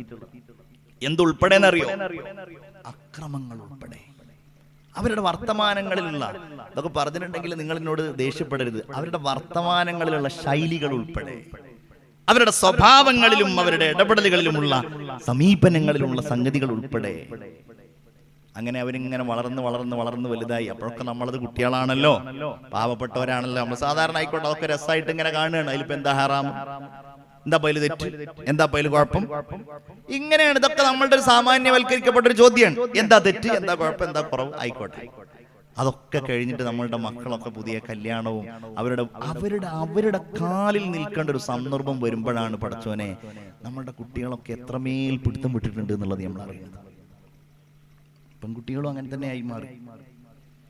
എനിക്കറിയില്ല, ഈ പുതിയ കുട്ടികൾ ചെറുപ്പക്കാരായിരിക്കുന്ന ആളുകൾ, നമ്മളൊക്കെ ഈ പള്ളിയിൽ നിൽക്കുന്ന ആളുകളാണ്. തങ്ങളെ പോലെയുള്ള ആളുകളോടൊക്കെ ഏറ്റവും കൂടുതൽ ഇന്നത്തെ കാലഘട്ടത്തിലുള്ള പരാതിയും പരിഭവത്തിലുള്ള ഏറ്റവും വലിയ പ്രശ്നങ്ങളിൽ ഒന്ന് പറഞ്ഞിട്ടുണ്ടെങ്കിൽ നിങ്ങൾ തമാശയാക്കുന്നത് അവരുടെ വൈവാഹിക ജീവിതവുമായി ബന്ധപ്പെട്ടാണ്. വിവാഹ ജീവിതത്തിന് ശേഷം എന്നുള്ളതല്ല, വിവാഹ ജീവിതത്തിലേക്ക് അവർക്ക് പ്രവേശിക്കാൻ കഴിയുന്നില്ല. കാരണം പെൺകുട്ടികളൊക്കെ ഈ ലോകത്ത് അവരെല്ലാ കാര്യങ്ങളും വിലയിരുത്താനും അറിയാനും അവർക്ക് കാര്യങ്ങളെക്കുറിച്ച് ഗ്രഹിക്കാനും ഒക്കെ കഴിഞ്ഞതുകൊണ്ട് വരെ പറ്റുന്നില്ല എന്നുള്ളതല്ല. വല്ലാത്ത ഒരു ലോകത്തേക്ക് ധാർമ്മിക നിഷ്ഠയനുസരിച്ച് വൈവാഹിക ജീവിതവും കുടുംബ ജീവിതവും നയിക്കുക എന്ന ചിന്തയിൽ നിന്നൊക്കെ ഞാൻ പറഞ്ഞാൽ അത് എത്രത്തോളം നിങ്ങളത് ഉൾക്കൊള്ളുമെന്ന് എനിക്കറിയില്ല. എന്റെ പുതിയ തലമുറയിലെ മക്കൾ വഴിമാറി സഞ്ചരിക്കുന്നുണ്ടോ എന്നുള്ളത് ഞാൻ ആലോചിച്ചു പോവാണ്. അഥവാ കല്യാണം ശരിയായിട്ടുണ്ടെങ്കിൽ എന്താ നടക്കുന്നത്? ഇവിടെ അതുണ്ടോ? എൻഗേജ്മെന്റ് എന്ന് പറഞ്ഞിട്ട് നമ്മളുടെ നാടുകളിലൊക്കെ ഒരു സംസ്കാരമുണ്ട്. പഴയ കാലത്ത് കല്യാണ നിശ്ചയങ്ങൾ ഉണ്ടായിരുന്നു. കല്യാണ നിശ്ചയം എന്ന് പറഞ്ഞാൽ നാട്ടിലെ ഖത്തീബ് ഉണ്ടാവും, മഹല്ലത്തെ കാരണവന്മാരുണ്ടാവും, കുടുംബത്തിലെ കാരണവന്മാരുണ്ടാവും.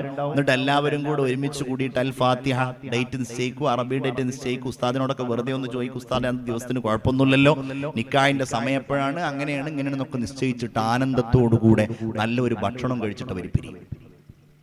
ഇന്നത്തെ എൻഗേജ്മെന്റുകൾ എന്ന് പറഞ്ഞിട്ടുണ്ടെങ്കിൽ എനിക്ക് തോന്നുന്ന കാര്യമാണ്, നമ്മളിങ്ങനെ കാണുന്ന കാര്യമാണ്. അത് സംഘടിപ്പിക്കുമ്പോൾ തന്നെ കുട്ടികളുടെയും കുടുംബങ്ങളുടെയും താല്പര്യം എന്താണ്? ഇതെങ്ങനെ സാമൂഹിക മാധ്യമങ്ങളിൽ ഭംഗിയാക്കാം? എന്താ പുതിയ കുട്ടികളുടെ ഭാഷയിൽ എന്താ പറയാ? റീൽസോ? എങ്ങനെ ഇതുകൊണ്ട് ഒരു നല്ല റീൽ ഉണ്ടാക്കാം എന്നുള്ളതാണ് അവർ ആലോചിക്കുന്നത്. അപ്പൊ കുട്ടി അങ്ങോട്ട് പോണത്, പെൺകുട്ടി ഇങ്ങോട്ട് വരുന്നത്, പുതിയാപ്പിളൊന്നും ആയിട്ടില്ല.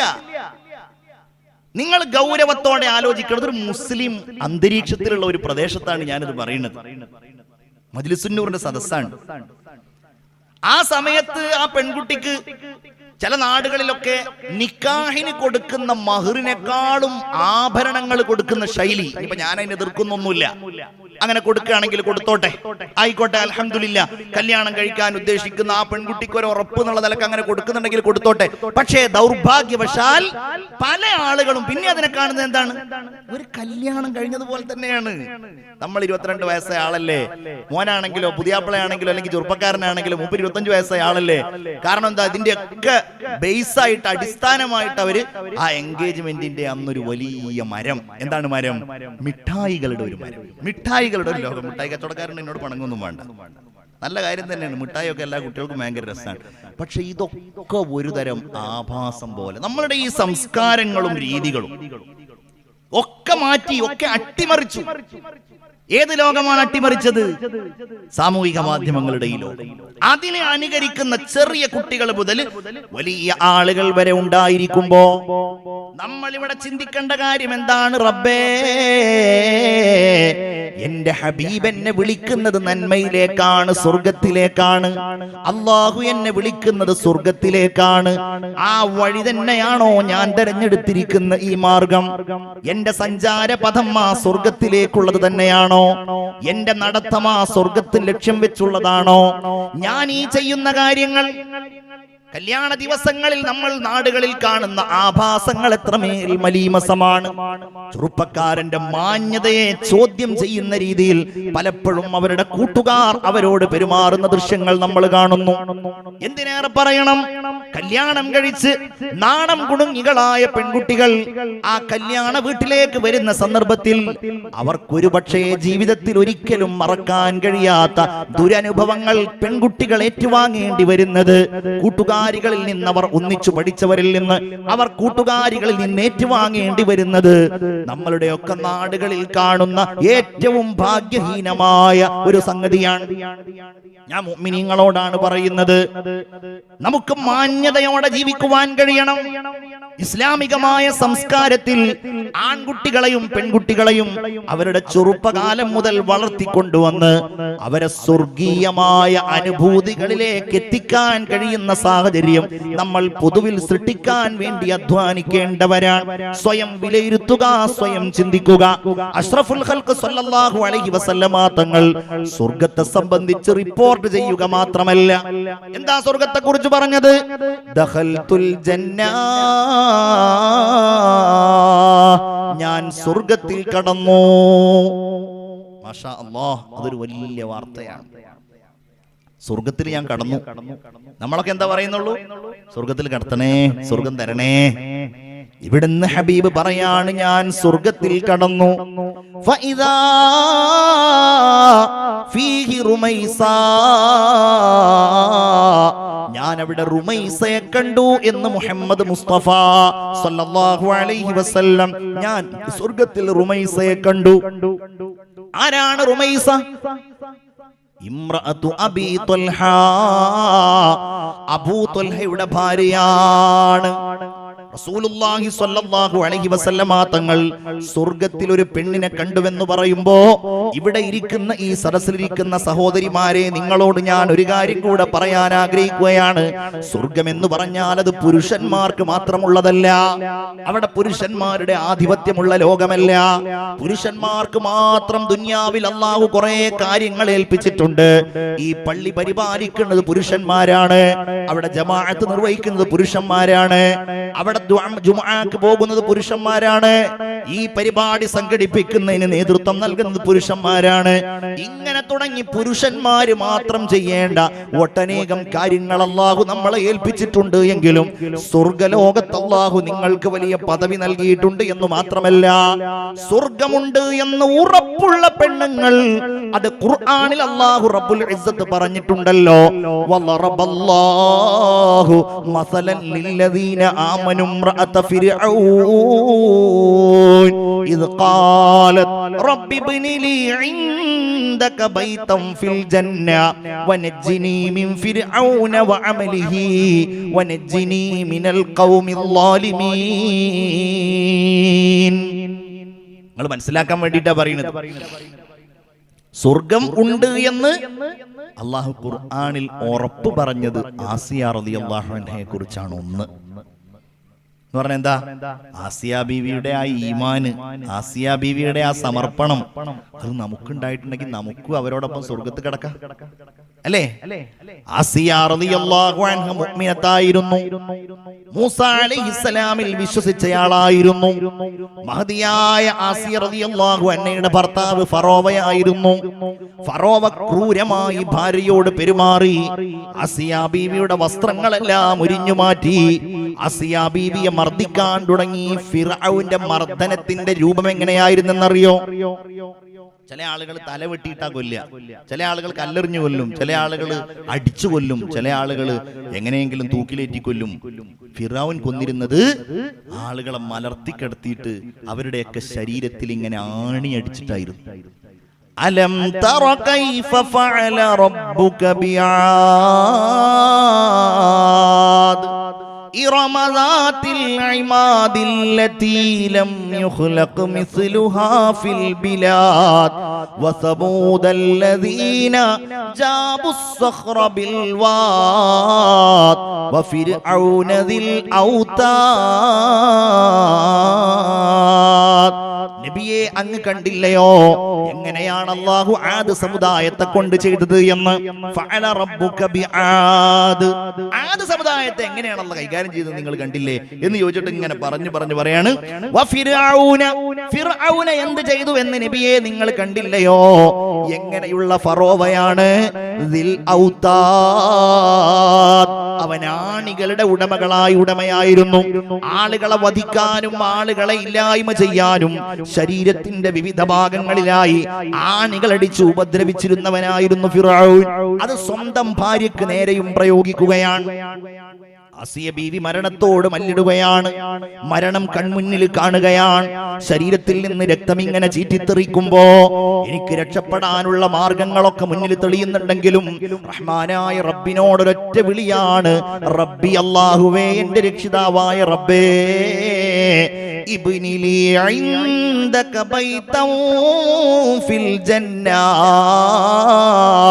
നിന്റെ സ്വർഗ്ഗലോകത്ത് എനിക്ക് നീ ഒരു ഭവനം പണിതു തരണമേ. ഇബ്നിലി ഇൻദക ബൈതൻ ഫിൽ ജന്ന, സ്വർഗ്ഗത്തിലുള്ള വീട് കിട്ടാൻ ആസിയ ബീവി റബ്ബിനോട് പറയുമ്പോ അല്ലാഹു മലക്കിനെ അയച്ചുകൊണ്ട് അറിയിച്ചു കൊടുക്കുകയാണ്, ആസിയ ബീവിയെ നിങ്ങൾക്ക് അല്ലാഹു സ്വർഗ്ഗം ഇതാ ഉറപ്പാക്കി തന്നിരിക്കുന്നു. അല്ലാഹു തമ്പുരാൻ ആസിയ ബീവിക്ക് അങ്ങനെ ഒരു മുന്നറിയിപ്പ്, സന്തോഷം നൽകിയപ്പോ ആസിയ ബീവി റബ്ബിനോട് പറയുന്നു, റബ്ബേ വനജ്ജിനി മിൻ ഫിർഔന വഅമലിഹി, ഈ ഫറോവയിൽ നിന്നും അവന്റെ ആളുകളിൽ നിന്നും എന്നെ നീ രക്ഷിക്കണേ. വനജ്ജിനി മിനൽ ഖൗമിൽ ളാലിമീൻ, അക്രമികളായ ആളുകളിൽ നിന്ന് എനിക്ക് നീ രക്ഷയേകണേ. ആസിയ ബീവി മാത്രമല്ലല്ലോ, മഹദിയായ മറിയം റളിയല്ലാഹു അൻഹ സ്വർഗ്ഗത്തിലുള്ള യുവതികളുടെ നേതാവല്ലേ. വമറിയം ഇബ്നത്ത് ഇമ്രാൻ അല്ലതി അഹ്സനത് ഫർജഹാ ഫനഫഖ്നാ ഫീഹി മിൻ റൂഹിനാ വസദ്ദഖത് ബികലിമാതി റബ്ബിഹാ വകുതുബി വകാനത് മിനൽ ഖാനിതീൻ.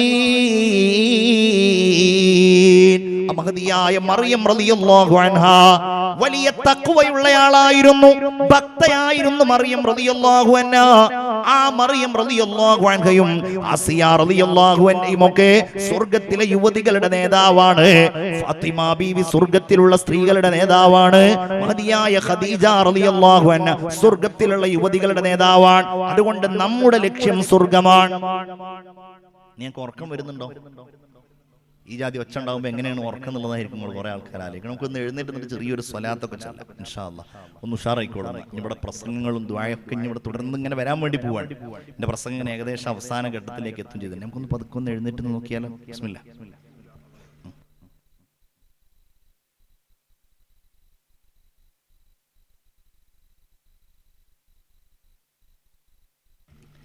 അൽഹംദുലില്ലാഹ്. എല്ലാവരും എഴുന്നേറ്റ് നിന്ന് പോകുന്നു, ഉഷാറായി. അഷ്റഖൽ ബദ്റു അലൈനാ, ഫഖ്തഫത് മിൻഹുൽ ബുദൂറു മിസ്ല ഹുസ്നിക മാ റഅയ്നാ ഖത്തു യാ വജ്ഹ സുറൂരി യാ നബി.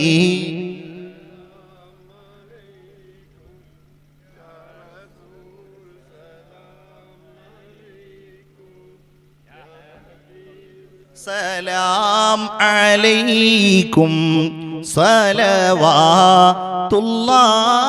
അലൈക്കും. ഉഷാറായിട്ട് അന്ത ശംസുൻ അന്ത ബാദ്റു അന്ത നൂറും ഫൗഖ നൂരി അന്ത ഇക്സിറും വഗാലി അന്ത മിസ്ബാഹു സുദൂരി യാ നബി. അലൈക്കും യാ റസൂൽ സലാം അലൈക്കും യാ ഹബീബ് സലാം അലൈക്കും സ്വലവാത്തുല്ലാഹി അലൈക്കും. ഉറക്കും അശ്രദ്ധയൊക്കെ പോയ ആൾക്കാർ അവിടെ ഇരിക്കും. അല്ലാഹുവേ, ഈ മജ്ലിസ് നീ കബൂൽ ചെയ്യണേ തമ്പുരാനെ. ഈ മജ്ലിസിൽ ഒരുമിച്ച് കൂടിയ ഞങ്ങൾക്കൊക്കെ പല നിയ്യത്തുകളുണ്ട്. ആ നിയ്യത്തുകളൊക്കെ നീ പൂർത്തിയാക്കി കൊടുക്കണേ തമ്പുരാനെ. ഇൻഷാ അല്ലാഹ് എല്ലാവരും ഒന്ന് ഉഷാറായ സ്ഥിതിക്ക് നമ്മളുടെ മജ്ലിസുന്നൂറിന്റെ പ്രധാനപ്പെട്ട ഒരു ഭാഗമാണ് ബക്കറ്റ് വിരിവ് എന്ന് പറയുന്നത്. അപ്പൊ ഇൻഷാ അല്ലാഹ് നിങ്ങളുടെ അടുക്കിലേക്ക് ബക്കറ്റുമായിട്ട് നമ്മുടെ സംഘാടകർ ആരാ വരുന്നേ? തുടങ്ങിയിട്ടുണ്ട്. എൻ്റെ ചെറുതൊന്ന് എല്ലാവരും കാര്യമായിട്ട് ഇടുന്നുണ്ട്. ഞാൻ ചെറുതേ ഇടുന്നുള്ളൂ, അത് നോക്കണ്ട. ഇൻഷാ അല്ലാഹ്. അപ്പൊ എല്ലാവരും കാര്യമായിട്ട് കിട്ടുന്നതിൽ നിന്ന് വലിയ കീശയിൽ തപ്പി നോക്കിയിട്ടേ വലിയ നോട്ട് തന്നെ ഇടും. 500 2000 നോട്ട് ഇപ്പം അല്ലാത്തതുകൊണ്ട് ഇപ്പൊ പറയണില്ല. എന്നാലും 500-ന്റെ എണ്ണം കൂട്ടിയിട്ട് ഇട്ടതുകൊണ്ട് ഇൻഷാ അല്ലാഹ് സംഘാടകരങ്ങളെ ബുദ്ധിമുട്ടിക്കൊന്നുമില്ല. നല്ല സ്വതക്ക. എല്ലാവരും ഒന്ന് ആമീൻ പറയും. എന്തൊക്കെ ഹലാലായ നിയ്യത്തുകളോടെയാണോ ആ ബക്കറ്റിലേക്ക് മുഅ്മിനീങ്ങൾ സ്വതക്ക ചെയ്യുന്നത്, ആ സ്വതക്കകളെ നീ സ്വീകരിക്കണേ റഹ്മാനെ. ആ സ്വതക്കകളുടെ പിന്നിലുള്ള മുറാദുകളെ നീ ഹാസുലാക്കണേ തമ്പുരാനെ. സഹോദരിമാരൊക്കെ കാര്യമായിട്ട് കരുതി വന്നിട്ടുണ്ടാവുന്ന ഞാൻ വിചാരിക്കുന്നത്. അള്ളാഹു എല്ലാം സ്വീകരിക്കട്ടെ ഇൻഷാ അല്ലാഹ്. ഇനി ഇവിടെ സയ്യിദ് അബ്ദുർ റഷീദ് അലി ശിഹാബ് തങ്ങൾ വരും. അത് കഴിഞ്ഞിട്ട് സയ്യിദ് OMS തങ്ങൾ വരും. തങ്ങന്മാർ, ഇത്രയധികം തങ്ങന്മാരുടെ സദസ്സ് പടുത്ത് ഞാൻ കണ്ടിട്ടുണ്ടോ എന്നുള്ള കാര്യം സംശയമാണ്. ഈ കാർത്തല എന്ന് പറയുമ്പോൾ തന്നെ എനിക്ക് ഈ പഴയ കാലത്ത് നമ്മളുടെ ഒരു ഇഹ്യാ ഉലൂമിദ്ദീൻ്റെ ഒരു പരിഭാഷ എഴുതിയ ഒരു തങ്ങളുണ്ട്. എനിക്ക് അദ്ദേഹത്തെ കൂടുതൽ അറിയില്ല. അല്ലാഹു മഗ്ഫിർ ലഹു വർഹമഹു. കാരണം ആ കാലത്ത് വളരെ പഴയ കാലത്ത് നല്ല എഴുതിയിരുന്ന എഴുത്ത് MK തങ്ങൾ കാർത്തല എന്ന് പറഞ്ഞിട്ടാണ് അവരുടെ പേരല്ലേ. അങ്ങനെയുള്ള ഒരു ഓർമ്മയാണ് എനിക്കുള്ളത്. അപ്പോൾ ഇവിടെ വന്നപ്പോഴാണെങ്കിലോ തങ്ങന്മാർ ഒരുപാട് തങ്ങൾ, സ്വാലിഹ് തങ്ങൾ നേരത്തെ നമ്മൾ കേൾക്കുന്ന ആളാണ് അൽഹംദുലില്ലാ. അതുപോലെ മഹല്ല് പ്രസിഡന്റ് തങ്ങളാണ്, അപ്പുറത്ത് തങ്ങളാണ്, പിന്നിൽ തങ്ങന്മാരാണ്, മുമ്പിലൊക്കെ തങ്ങന്മാരാണ്. അല്ലാഹുവേ, നിന്റെ ഹബീബിന്റെ പേരക്കിടാങ്ങളുടെ സദസ്സാണ്. ഇനി 2 തങ്ങന്മാർ വരുവാണ്. റഷീദ് അലി തങ്ങൾ വരികയാണ്, OMS തങ്ങളും വരികയാണ്. അതുപോലൊക്കെ വരുമ്പോൾ എന്തുകൊണ്ടും ദുആക്ക് ഇജാബത്തുള്ള ഒരു മജ്ലിസാണ് ഇൻഷാ അല്ലാഹ്. ഈ സദസ്സിൽ നമ്മൾ ഇവിടെ ഇരുന്ന് പോകുമ്പോൾ ഇനി നോമ്പിന് മുമ്പ് നമുക്ക് ഇങ്ങനെ മനസ്സൊന്ന് ഈ ഒരു ഈമാനിക ചൈതന്യത്തിലേക്ക് എത്തിക്കുന്ന ഇതുപോലൊരു സദസ്സിന് ഇപ്പൊ നോമ്പിന്റെ മുമ്പേ നമുക്കില്ലല്ലോ. അപ്പൊ അത് റമദാനിലേക്ക് അതൊരു നല്ലൊരു സമയത്താണ് ഇത് സംഘടിപ്പിച്ചത്. നല്ലൊരു സമയമാണ് റമദാൻ. ഇങ്ങനെ ഏകദേശം ഒരു കുറച്ച് ദിവസങ്ങളും കൂടെ ഇങ്ങനെ ബാക്കി നിൽക്കുന്ന സമയം. ഇനി അതിലേക്ക് നമ്മളിങ്ങനെ പ്രവേശിച്ച് ആ റമദാനിലേക്ക് നമ്മളിങ്ങനെ ഒരുങ്ങാൻ നിൽക്കുന്ന സമയം. ആ സമയത്ത് നല്ലൊരു മജ്ലിസാണ്. അല്ലാഹുവേ, ഇത് നീ സ്വീകരിക്കണേ റഹ്മാനെ. നമുക്ക് നമ്മുടെ വിഷയത്തിലേക്ക് തന്നെ പോകാം. അഷ്റഫുൽ ഖൽഖ് സല്ലല്ലാഹു അലൈഹി വസല്ലം പറയാണ്, ഞാൻ സ്വർഗത്തിൽ പോയപ്പോൾ ഞാൻ അവിടെ ഒരു പെണ്ണിനെ കണ്ടു. അത് റസൂലുള്ളാഹി പറയുന്നത് എന്തിനാണ്? സ്ത്രീകളെ, നിങ്ങൾ ഇബാദത്ത് ചെയ്യുന്നവരാകണം, നിങ്ങൾ സൽസ്വഭാവികളാകണം, നിങ്ങൾ തഖ്വയുള്ളവരാകണം. അത് പറയാൻ വേണ്ടിയിട്ടാണ്. നമ്മൾ മനസ്സിലാക്കണ്ട, ഈ റുമൈസ ബീവി എന്നൊക്കെ പറഞ്ഞ കുറെ വയസ്സായി പല്ലൊക്കെ കൊഴിഞ്ഞു പോയ ഒരു സ്ത്രീയാണെന്നൊന്നും വിചാരിക്കേണ്ട. നല്ല യുവതിയായ ഒരു പെണ്ണാണ്. മദീനയിലുണ്ടായിരുന്ന അബൂ ത്വൽഹ എന്ന ചെറുപ്പക്കാരന്റെ ഭാര്യയാണ് റളിയല്ലാഹു അൻഹു. റുമൈസ ബീവി അറിയപ്പെട്ടിരുന്നത് ഉമ്മു സുലൈം എന്ന പേരിലാണ്. അവരുടെ കഥകൾ നമ്മൾ നോക്കുമ്പോൾ സ്വർഗത്തിൽ അവർ കിടക്കാൻ ആവശ്യമായ എല്ലാ മാനദണ്ഡങ്ങളും അവർക്കുണ്ട്. സ്വർഗലോകത്ത് അവർക്ക് പ്രവേശിക്കാനുള്ള എല്ലാ സൽക്കർമ്മങ്ങളും ചെയ്യുന്നവരാണ് റുമൈസ റളിയല്ലാഹു അൻഹ. റുമൈസ ബീവിയെ കുറിച്ചുള്ള കഥകളിൽ നിരവധി കാര്യങ്ങളുണ്ട്. ഒന്ന് ഞാൻ നിങ്ങളോട് പറയട്ടെ. ഒരവസരത്തിൽ റസൂലുള്ളാഹിയുടെ പള്ളിയിലേക്ക് ഒരാൾ വന്നു. ഒരു പാവപ്പെട്ട മനുഷ്യൻ വന്നു. മനുഷ്യൻ വന്നിട്ട് അയാൾ അന്ന് രാത്രി അവിടെ നിൽക്കുകയാണ്. ഏതോ ദൂരദേശത്ത് നിന്ന് വന്നയാളാണ്. നബി തിരുമേനി സ്വല്ലല്ലാഹു അലൈഹി വസല്ലമ തങ്ങൾ സ്വഹാബത്തുൽ കിറാമിനോട് ചോദിക്കുകയാണ്, സ്വഹാബ, ആരാണ് ഈ മനുഷ്യനെ ഇന്ന് വീട്ടിലേക്ക് കൊണ്ടുപോയിട്ടൊന്ന് സൽക്കരിക്കുക? അതൊരു പ്രധാന കാര്യമാണല്ലോ സൽക്കാരം എന്ന് പറഞ്ഞാല്. ഞാന് തങ്ങളെന്നെ രാവിലെ വിളിച്ചപ്പോൾ ഞാൻ പറഞ്ഞു, എനിക്ക് ഭക്ഷണമൊന്നും വേണ്ട, എനിക്ക് കാര്യമായിട്ടൊന്നും വേണ്ട എന്നൊക്കെ പറഞ്ഞിട്ട് ഞാൻ ഒഴിവാക്കിയതായിരുന്നു. പക്ഷേ ഈ നാട്ടിലത്തെ ആളുകൾ ഭയങ്കര സൽക്കാര പ്രിയന്മാരാണെന്നാണ് പിന്നെ എനിക്ക് മനസ്സിലായത്. കാരണം ഭക്ഷണം കഴിക്കാൻ അവിടെ നിന്ന് പോകാൻ പറ്റില്ല. മാഷാ അല്ലാഹ്, അല്ലാഹു ബറക്കത്ത് ചെയ്യട്ടെ. അതൊരു വലിയ ക്വാളിറ്റിയാണ് അല്ലേ? സൂറത്തുൽ കഹ്ഫിലുണ്ടല്ലോ, ഒരു നാട്ടുകാരെ തന്നെ അല്ലാഹു തആല ശപിക്കാനുള്ള കാരണം മൂസാ നബി അലൈഹി ഇസ്ലാമും ഖദർ അലൈഹി ഇസ്ലാമും അതിലൂടെ അങ്ങനെ പോണ സമയത്ത് ആ നാട്ടുകാർ അവർക്ക് ഭക്ഷണമൊന്നും കൊടുത്തില്ല, അവരെ സൽക്കരിച്ചില്ല. പഴയ കാലത്തൊക്കെ ഇപ്പൊ കാർത്തല പള്ളിയിൽ വെള്ളിയാഴ്ച ജുമാക്ക് വന്നിട്ട് നമ്മളിങ്ങനെ പോണ സമയത്ത് ഒരു അപരിചിതനെ കണ്ടാല് ഒരു 3-4 ആളുകളെങ്കിലും അയാളോട് ചോദിക്കും, നിങ്ങൾ എവിടെയാണ് പറയും, നിങ്ങൾക്ക് ഇന്ന് ജുമാ പിന്നെ എവിടേക്കെങ്കിലും പോകുന്നുണ്ടോ, ഭക്ഷണത്തിന് എന്റെ വീട്ടിലേക്ക് പോരി എന്ന് പറഞ്ഞിട്ട് വീട്ടിലേക്ക് കൊണ്ടുപോകുന്ന ഒരു സ്വഭാവം ഉണ്ടായിരുന്നു. അതില്ലാന്നല്ല, പഴയ കാലത്ത് കുറച്ച് കൂടുതലായിരുന്നു. എന്നതുപോലെ റസൂലുള്ളാഹി സ്വല്ലല്ലാഹു അലൈഹി വസല്ലം തങ്ങളുടെ സ്വഹാബികളും അങ്ങനെയാണ്. ആരെങ്കിലും കണ്ടാൽ എന്റെ വീട്ടിലേക്ക് വരൂ എന്ന് വിളിച്ചു കൊണ്ടുപോകും. ഇദ്ദേഹത്തെ കൊണ്ടുപോകാൻ ആരുമില്ല. നബിയുടെ വീട്ടിലാണെങ്കിലോ ഭക്ഷണ സാധനങ്ങളൊന്നുമില്ല. അല്ലാഹുവിന്റെ റസൂൽ ചോദിച്ചു, മയ്യുളീഫു ഹാദർ റജുൽ, ആരാണ് ഈ മനുഷ്യനെ വീട്ടിലേക്കൊന്ന് കൊണ്ടുപോയി സൽക്കരിക്കുക? ആ സമയത്ത് റസൂലുള്ളാഹി ആരുടെ മുമ്പിൽ ആരും മിണ്ടുന്നില്ല. അവര് പിശുക്കന്മാരായതുകൊണ്ടല്ല, അവരുടെ വീടുകളിൽ ഒന്നുമില്ല പ്രിയപ്പെട്ടവരെ. രണ്ടാമതും ചോദിച്ചു, മൂന്നാമതും ചോദിച്ചപ്പോൾ ആരും എഴുന്നേറ്റ് നിൽക്കുന്നില്ല എന്ന് കണ്ടപ്പോ അല്ലാഹുവിന്റെ ഹബീബ് പറയാണ് സ്വല്ലല്ലാഹു അലൈഹി വസല്ലം, ആരെങ്കിലും ഈ മനുഷ്യനെ വീട്ടിലേക്ക് കൊണ്ടുപോയാൽ അളുമനു ലഹു ബിൽ ജന്നാ, അവന് ഞാനിതാ സ്വർഗം ഉറപ്പ് നൽകുകയാണ്. സ്വർഗം എന്ന് കേട്ടപ്പോൾ ഉമ്മു സുലൈമിന്റെ ഭർത്താവായ അബൂ ദുൽഹ ചാടി എഴുന്നേൽക്കുകയാണ്. ഞാൻ കൊണ്ടുപോകാം നബിയേ, എന്റെ വീട്ടിലേക്ക് ഞാൻ എത്തിക്കാം യാ റസൂലല്ലാഹ്. ആ മനുഷ്യനെ കൂട്ടി പോകുമ്പോ വീട്ടിൽ ഭക്ഷണമൊന്നുമുണ്ട് എന്നുള്ള പ്രതീക്ഷയിലല്ല, പക്ഷേ എന്നിരുന്നാലും റസൂലുള്ളാഹിന്റെ അതിഥിയാണല്ലോ. റസൂലുള്ളാഹി സ്വല്ലല്ലാഹു അലൈഹി വസല്ലം സ്വർഗ്ഗം ഉറപ്പ് നൽകിയിട്ടുണ്ടല്ലോ.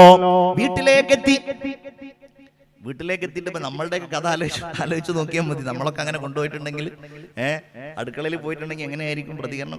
അല്ലാഹ്, നിങ്ങൾ ഒരാളെ കൊണ്ടുവന്നുള്ളൂ, 4 ആളെ കൂട്ടിട്ട് വരണ്ടേന്നൊക്കെ ആയിരിക്കും ഇവിടുത്തെ ആളുകളൊക്കെ പറയാന്നാണ് ഞാൻ വിചാരിക്കുന്നത്. ഏതായാലും ഉമ്മു സുലൈം റളിയല്ലാഹു അൻഹ തന്റെ ഭർത്താവിനോട് പറയാനല്ല, എന്താ ഇപ്പൊ നമ്മൾ ഇയാൾക്ക് കൊടുക്കുക? ഇവിടെ വേറെ ഭക്ഷണമൊന്നുമില്ലേ? നമ്മൾക്കൊന്നുമില്ലെന്ന്.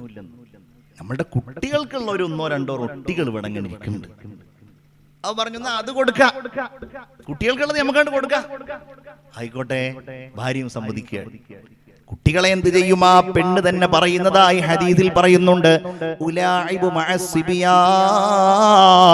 ഞാൻ കുട്ടികളെ ഒന്ന് കളിപ്പിച്ചിട്ട് അവരെ ഉറക്കാം. ഉമ്മു സുലൈം ആ കുട്ടികളെ കളിപ്പിച്ച ആ കുട്ടികൾ ഉറങ്ങിപ്പോവുകയാണ്.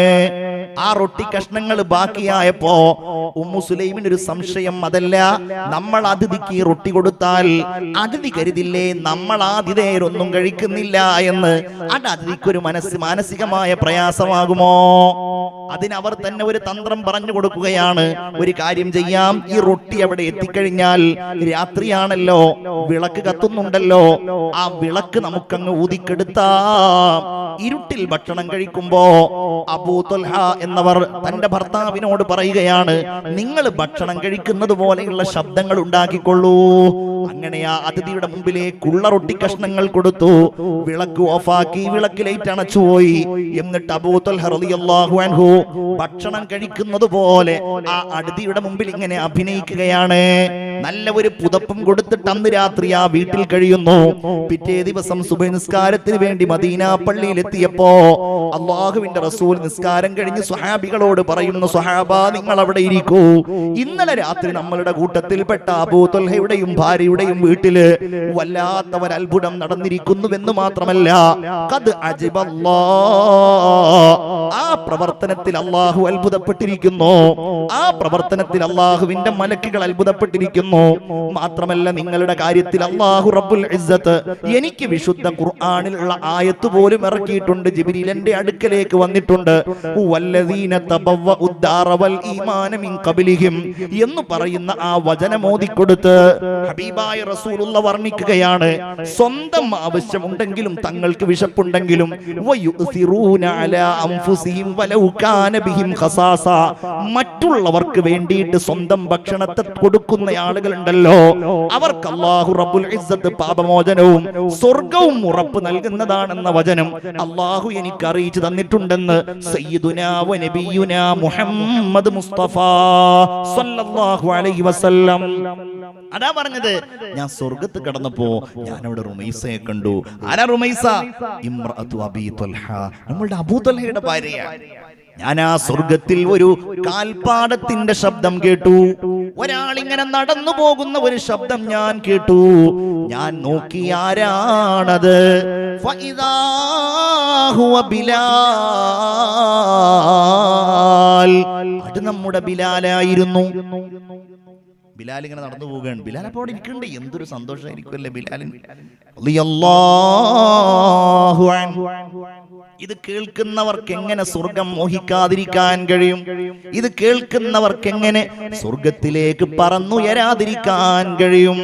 തേരെ ഹിതം സേ ദുനിയാ ബനി ഹേ ആബാദ് ആലം तेरे करम से तूने जहां में महफिल सजाई, तारीकियों में शम्मा जलाई, गर तू न होता तो दुनिया थी खाली, सारे नबी तेरे दर के सवाली, शाहे मदीना शाहे मदीना तोइबा के वाली, सारे नबी तेरे दर के सवाली, ഷാഹേ മദീന. മദീനയുടെ ചക്രവർത്തിയാണ്, ലോകം പടക്കപ്പെടാൻ കാരണക്കാരനാണ്. എല്ലാ പ്രവാചകന്മാരും അങ്ങയുടെ ഉമ്മറപ്പടിയിലാണ്. സയ്യിദുനാ റസൂലുള്ളാഹി സ്വല്ലല്ലാഹു അലൈഹി വസല്ലം ഒരിക്കൽ ബിലാലിനോട് ചോദിക്കുകയാണ്, ബിലാലേ, ഞാൻ എപ്പോ സ്വർഗം കണ്ടാലും എന്റെ മുമ്പിൽ സ്വർഗത്തിൽ പോയതായിട്ട് നിങ്ങളെ എനിക്ക് കാണാൻ കഴിയാറുണ്ടല്ലോ, അതെന്താണ് ബിലാലെ അങ്ങനെ? ഞങ്ങളെക്കാളും കൂടുതൽ എന്ത് അമലാണ് നിങ്ങളേറെ ചെയ്യുന്നത്? ബിലാൽ അതിന് പറഞ്ഞൊരു മറുപടി, ഞാൻ ഈ നോമ്പിന്റെ മുന്നോടിയായതുകൊണ്ട് എന്നോടും നിങ്ങളോടൊക്കെ വസിയത്ത് ചെയ്യാണ്. ബിലാൽ പറയാണ്, നബിയെ, എനിക്കെപ്പോൾ വുളൂ ഇല്ലാതെയാകുന്നുവോ ഞാൻ ഉടനടി വുളൂ ചെയ്യും. നബിയേ, വുളൂ ചെയ്ത ഉടനെ ഞാൻ 2 റക്അത്ത് നിസ്കരിക്കുകയും ചെയ്യും. എന്നോട് ഈ കുട്ടികളൊക്കെ വന്ന് അങ്ങനെ സംസാരിക്കുമ്പോൾ ചിലപ്പോൾ അങ്ങനെ ചോദിക്കും, മനസ്സിന് ഭയങ്കര ടെൻഷനാണ്, മനസ്സിന് ഭയങ്കര സമാധാന പ്രശ്നമാണ്, മനസ്സിന് ഒരു നിയന്ത്രണം കിട്ടുന്നില്ല എന്നൊക്കെ പറയും. ബ്രേക്ക് കിട്ടുന്നില്ല എന്നാണ് എൻ്റെ പച്ച മലയാളം. മനസ്സിന് ബ്രേക്ക് കിട്ടില്ല, ബെല്ലും ബ്രേക്കും ഇല്ല എന്ന് പറയില്ല, മനസ്സ് എവിടേക്കൊക്കെ പോവുകയാണെന്ന് പറയും. ഞാൻ അതിനൊക്കെ പലരോടും പറഞ്ഞു കൊടുക്കുന്ന ഒരു ഉത്തരം എന്താണ്, നിങ്ങൾ എപ്പോഴും ഒന്ന് വുളൂ ചെയ്യുന്നവരാകാൻ നോക്കും. ദവാമുൽ വുളൂ, ദാഇമുൽ വുളൂ ആകും. അത് മുഅ്മിനീങ്ങളുടെ വലിയ ഒരു വിശേഷണമാണ്. അപ്പൊ നമ്മൾ വിചാരിക്കും, വുളൂ എടുക്കുന്നത് ഇത്ര വലിയ കാര്യമാണോ, ഈ വുളൂ ചെയ്യുന്നത് ഇത്ര വലിയ സംഗതിയാണോ എന്ന് വിചാരിക്കും. അത് ഇവിടെ വെറുതെ സദസ്സിൽ അങ്ങനെ എല്ലാ ദിവസവും മുഴുവൻ സമയവും വുളൂ ഉള്ള ആളുകളോടൊന്ന് കൈപൊക്കാൻ പറഞ്ഞിട്ടുണ്ടെങ്കിൽ നമ്മൾ വളരെ കുറഞ്ഞ ആളുകളെയാണ് പൊതുവിൽ കൈപൊക്കുന്നവരായിട്ടുണ്ടാവും. കാരണം വുളൂ നമ്മൾ ചെയ്യുന്നവരായിട്ടുണ്ടെങ്കിൽ അതൊരു കവചാണ്. മരിക്കുകയാണെങ്കിലും അല്ലാഹു തആല ആ വുളൂ ഉള്ള ആൾക്ക് അതിന്റെ ഒരു സവാബ് കൊടുക്കും. പടച്ചോ നമുക്ക് തൗഫീഖ് നൽകട്ടെ. ആമീൻ പറയും, അല്ലാഹു തൗഫീഖ് നൽകട്ടെ. അത് ശീലിക്കാൻ പറ്റിയ സംഗതിയാണ്, സമയമാണ്. നമുക്ക് ഈ റമളാനിന്റെ കാലഘട്ടത്തിൽ, പരിശുദ്ധമായ റമളാനിന്റെ കാലഘട്ടത്തിൽ ഞാനതിന് വലിയ മാതൃകയായി കാണുന്ന ചില ആലിമീങ്ങളും മഹാന്മാരും ഒക്കെ ഉണ്ട്. നമ്മളിങ്ങനെ ചില മഹാന്മാരുടെ അടുക്കലൊക്കെ പോണ സമയത്ത് അവർക്ക് കുറച്ച് വിശേഷങ്ങളുണ്ട്. ആ വിശേഷങ്ങളിൽ ഒന്ന് എപ്പോഴും അവർ ഒന്നുകൂടെ ആയിരിക്കും. ആ ഒന്നും മുറിയില്ല. ഒന്ന് മുറിഞ്ഞിട്ടുണ്ടെങ്കിൽ അപ്പം അവർ വേറെ ഒന്നും ചെയ്യും. അങ്ങനെ വലിയ നേതാവായിരുന്നു, വലിയ വഴികാട്ടിയായിരുന്നു മഹാനായ CH ഐദ്രൂസ് മുസ്ലിയാർ നവ്വറല്ലാഹു മർഖദഹു. അള്ളാഹു അദ്ദേഹത്തിന് സ്വർഗത്തിൽ ഉന്നത പദവി കൊടുക്കട്ടെ. നമ്മളൊക്കെ സമസ്തയുടെ SKSF-ന്റെ ഒക്കെ പ്രവർത്തകന്മാർക്ക് മാർഗദർശനം നൽകിയ വലിയ മഹാനാണ്. ഈ ഇരിക്കുന്ന പഴയ ആളുകൾക്കൊക്കെ, കുറച്ച് പ്രായമുള്ള ആളുകൾക്കൊക്കെ, പ്രത്യേകിച്ച് സംഘടനയുമായിട്ടൊക്കെ ബന്ധപ്പെട്ട ആളുകൾക്കൊക്കെ CH ഐദ്രൂസ് മുസ്ലിയാർ എന്ന് പറഞ്ഞാൽ അപരിചിതനായ ആളല്ല. കാരണം എല്ലാ ഗ്രാമങ്ങളിലും ചെന്നിരുന്ന ആളാണ്. CH ഉസ്താദിന്റെ ഒരു പ്രത്യേകത എന്താണെന്ന് അറിയാം, മുമ്പ് എപ്പോഴും ഒന്നുമുള്ള ആളായിരിക്കുന്നു. മാത്രമല്ല കിട്ടിയ ചാൻസിൽ ബഹുമാനപ്പെട്ട ഒരു സുന്നത്ത് നിസ്കരിക്കും. പള്ളിയൊന്നും വേണ്ട, മദ്രസയൊന്നും വേണ്ട, ബസ്സിൽ കയറിയ സുന്നത്ത് നിസ്കരിക്കും. ബസ്സിൽ കയറിയ ചമ്മാട്ടെന്ന് കോട്ടക്കലിലേക്ക് ബസ് കയറിയാൽ കണ്ടക്ടർ വന്ന് പൈസ ചോദിക്കുമ്പോൾ ഇവരൊന്നും മിണ്ടുന്നുണ്ടാവില്ല. പല ആളുകളും പറഞ്ഞ അനുഭവമാണ്. എന്ത് ഇങ്ങനെ നിസ്കാരത്തിലായി. കാരണം യാത്രക്കാരൻ പ്രത്യേക സ്പെഷ്യൽ പെർമിഷൻ ഉണ്ടല്ലോ, ഖിബലയിലേക്ക് മുന്നേണ്ടതില്ല, സാധ്യമാകുന്ന രൂപത്തിൽ നിസ്കരിക്കാൻ. പടച്ച തമ്പുരാനെ, അതുകൊണ്ടൊക്കെ തന്നെയാണ് ഒരു മഹാന്മാരായത്. ഞാൻ നിങ്ങളോട് പറയുന്നത്, ബിലാൽ റളിയല്ലാഹു അൻഹുവിനെ കണ്ടു. റസൂലുള്ളാഹി സ്വല്ലല്ലാഹു അലൈഹി വസല്ലമ തങ്ങൾ പറയുകയാണ്, ഞാൻ ആ സ്വർഗ്ഗത്തിൽ ഒരു കൊട്ടാരം കണ്ടു. ആ കൊട്ടാരം കണ്ടപ്പോൾ ഞാൻ വിചാരിച്ചു, അല്ലാഹ്, ഈ കൊട്ടാരം എനിക്കുള്ള കൊട്ടാരമാണോ? അത്രയും കമനീയതയുണ്ടത് കാണാൻ, അത്രയും ഭംഗിയുണ്ടത് കാണാൻ, അത്രയും സൗന്ദര്യവും സൗരഭ്യവും ഉണ്ട് ആ കൊട്ടാരം കാണാൻ. അങ്ങനെ ഞാൻ ആ കൊട്ടാരത്തിലേക്ക് കടന്നു ചെല്ലുമ്പോ, അതിലേക്ക് ഞാൻ ഇങ്ങനെ കാലെടുത്ത് വെക്കുമ്പോ, അതാ അവിടെ ഒരു വിളിയാളം കേൾക്കുകയാണ്, നബിയേ, ഇതങ്ങേക്കുള്ള കൊട്ടാരമല്ല, ഹാദാ ഖസ്റുൽ ഉമറ, ഇത് ഉമർ ഇബ്നുൽ ഖത്താബിനുള്ള കൊട്ടാരമാണ്. റസൂലുള്ളാഹി തങ്ങൾ ഇത് പറയുന്ന സദസ്സിൽ ഉമർ തങ്ങളുണ്ട്. അവിടുന്ന് പറയുന്നു, ഉമറേ, ഫതദക്കർതു ഗീറതക യാ ഉമർ, നിങ്ങൾ വലിയ ദേഷ്യക്കാരനാണല്ലോ. നിങ്ങളുടെ സമ്മതമില്ലാതെ കൊട്ടാരത്തിലേക്ക് കടന്നാൽ നിങ്ങൾക്ക് എന്നോട് ദേഷ്യമായി പോകുമോ എന്ന് ഞാൻ വിചാരിച്ചു പോയി. അതുകൊണ്ട് ഞാൻ ആ കൊട്ടാരത്തിലേക്ക് കടക്കാതെ തിരിച്ചു പോന്നുവെന്ന് മഹാനായ സയ്യിദുനാ ഉമർ ഇബ്നുൽ ഖത്താബ് റളിയല്ലാഹു അൻഹുവിനോട് റസൂലുള്ളാഹി തങ്ങൾ പറയുമ്പോൾ, ഉമർ തങ്ങൾ ആ മജ്ലിസിൽ വെച്ച് കരയുകയാണ്, ബി അബീ അൻത വ ഉമ്മി യാ റസൂലല്ലാഹ് അലൈക അഗാർ, നബിയെ, അങ്ങയോട് ഞാൻ ദേഷ്യപ്പെടുകയോ എന്ന് ചോദിച്ചുകൊണ്ട് ഉമർ റളിയല്ലാഹു അൻഹു കരയുകയാണ്. അപ്പൊ ഉമർ റളിയല്ലാഹു അൻഹുവിനെയും സ്വർഗ്ഗത്തിൽ ഉമർ റളിയല്ലാഹു അൻഹുവിന്റെ കൊട്ടാരം കണ്ടു എന്നാണ്. പടച്ച തമ്പുരാനെ, നമുക്കൊക്കെ അല്ലാഹുവേ നീ നൽകണേ റഹ്മാനെ. ആമീൻ പറയൂ, നീ നൽകണേ തമ്പുരാനെ. ഞങ്ങളുടെയൊക്കെ നിസ്സാരമായ ഈ അമലുകൾ കൊണ്ട്, പ്രവർത്തനങ്ങൾ കൊണ്ട്, ഞങ്ങളുടെ നിസ്സാരമായിരിക്കുന്ന ഈ ചെറിയ ചെറിയ കാര്യങ്ങൾ കൊണ്ട് ആ സ്വർഗം ഞങ്ങൾക്ക് ഉറപ്പാക്കണേ നാഥാ. പ്രത്യേകം എന്താണെന്നറിയോ, ഉമർ റളിയല്ലാഹു അൻഹു സ്വർഗത്തിൽ കടക്കുക എന്നുള്ളത് മാത്രമല്ല, ഉമർ റളിയല്ലാഹു അൻഹുമായി ബന്ധപ്പെട്ട ഒരാൾക്കും സ്വർഗം കിട്ടാതെ പോകരുത്. എല്ലാവരുടെയും സ്വർഗം ആഗ്രഹിച്ച ആളാണ്, എല്ലാവർക്കും ഖൈർ ആഗ്രഹിച്ച ആളാണ്. ഒരിക്കൽ മോനിങ്ങനെ ഉമർ റളിയല്ലാഹു അൻഹു വീട്ടിലേക്ക് ചെല്ലുമ്പോണ്ട് മോനിങ്ങനെ തന്റെ മകനിങ്ങനെ വരുന്നു. മകന്റെ മുഖത്തേക്ക് നോക്കിയപ്പോഴുണ്ട് മുടിയൊക്കെ ഇങ്ങനെ നല്ല എണ്ണയൊക്കെ ഇട്ടിട്ട് ഇങ്ങനെ വാർന്നിട്ടിരിക്കുകയാണ്. നല്ല രസമുണ്ട് കാണാൻ. എണ്ണയൊക്കെ തേച്ചിട്ട് ഇങ്ങനെ ഗംഭീരാക്കിയിരിക്കുകയാണ്. നമ്മൾ മനസ്സിലാക്കണം, നമ്മൾ സ്റ്റാൻഡേർഡ് കുപ്പായിട്ടില്ല എന്നുണ്ടെങ്കിൽ അവന്റെ ചെവിക്ക് കുടിക്കുക, എന്താണ് അത്ര നല്ല കുപ്പായ, നിനക്ക് ഇത്ര ഈ ലോക്കൽ ടീഷർട്ടാണ് ജുവാപ്പാടാൻ പോരുന്നു. ഉമർ റളിയല്ലാഹു അൻഹു ചോദിക്കുക, എന്താണ്, എവിടുന്നാണ് നിനക്കത് കിട്ടിയത് എന്നാണ്.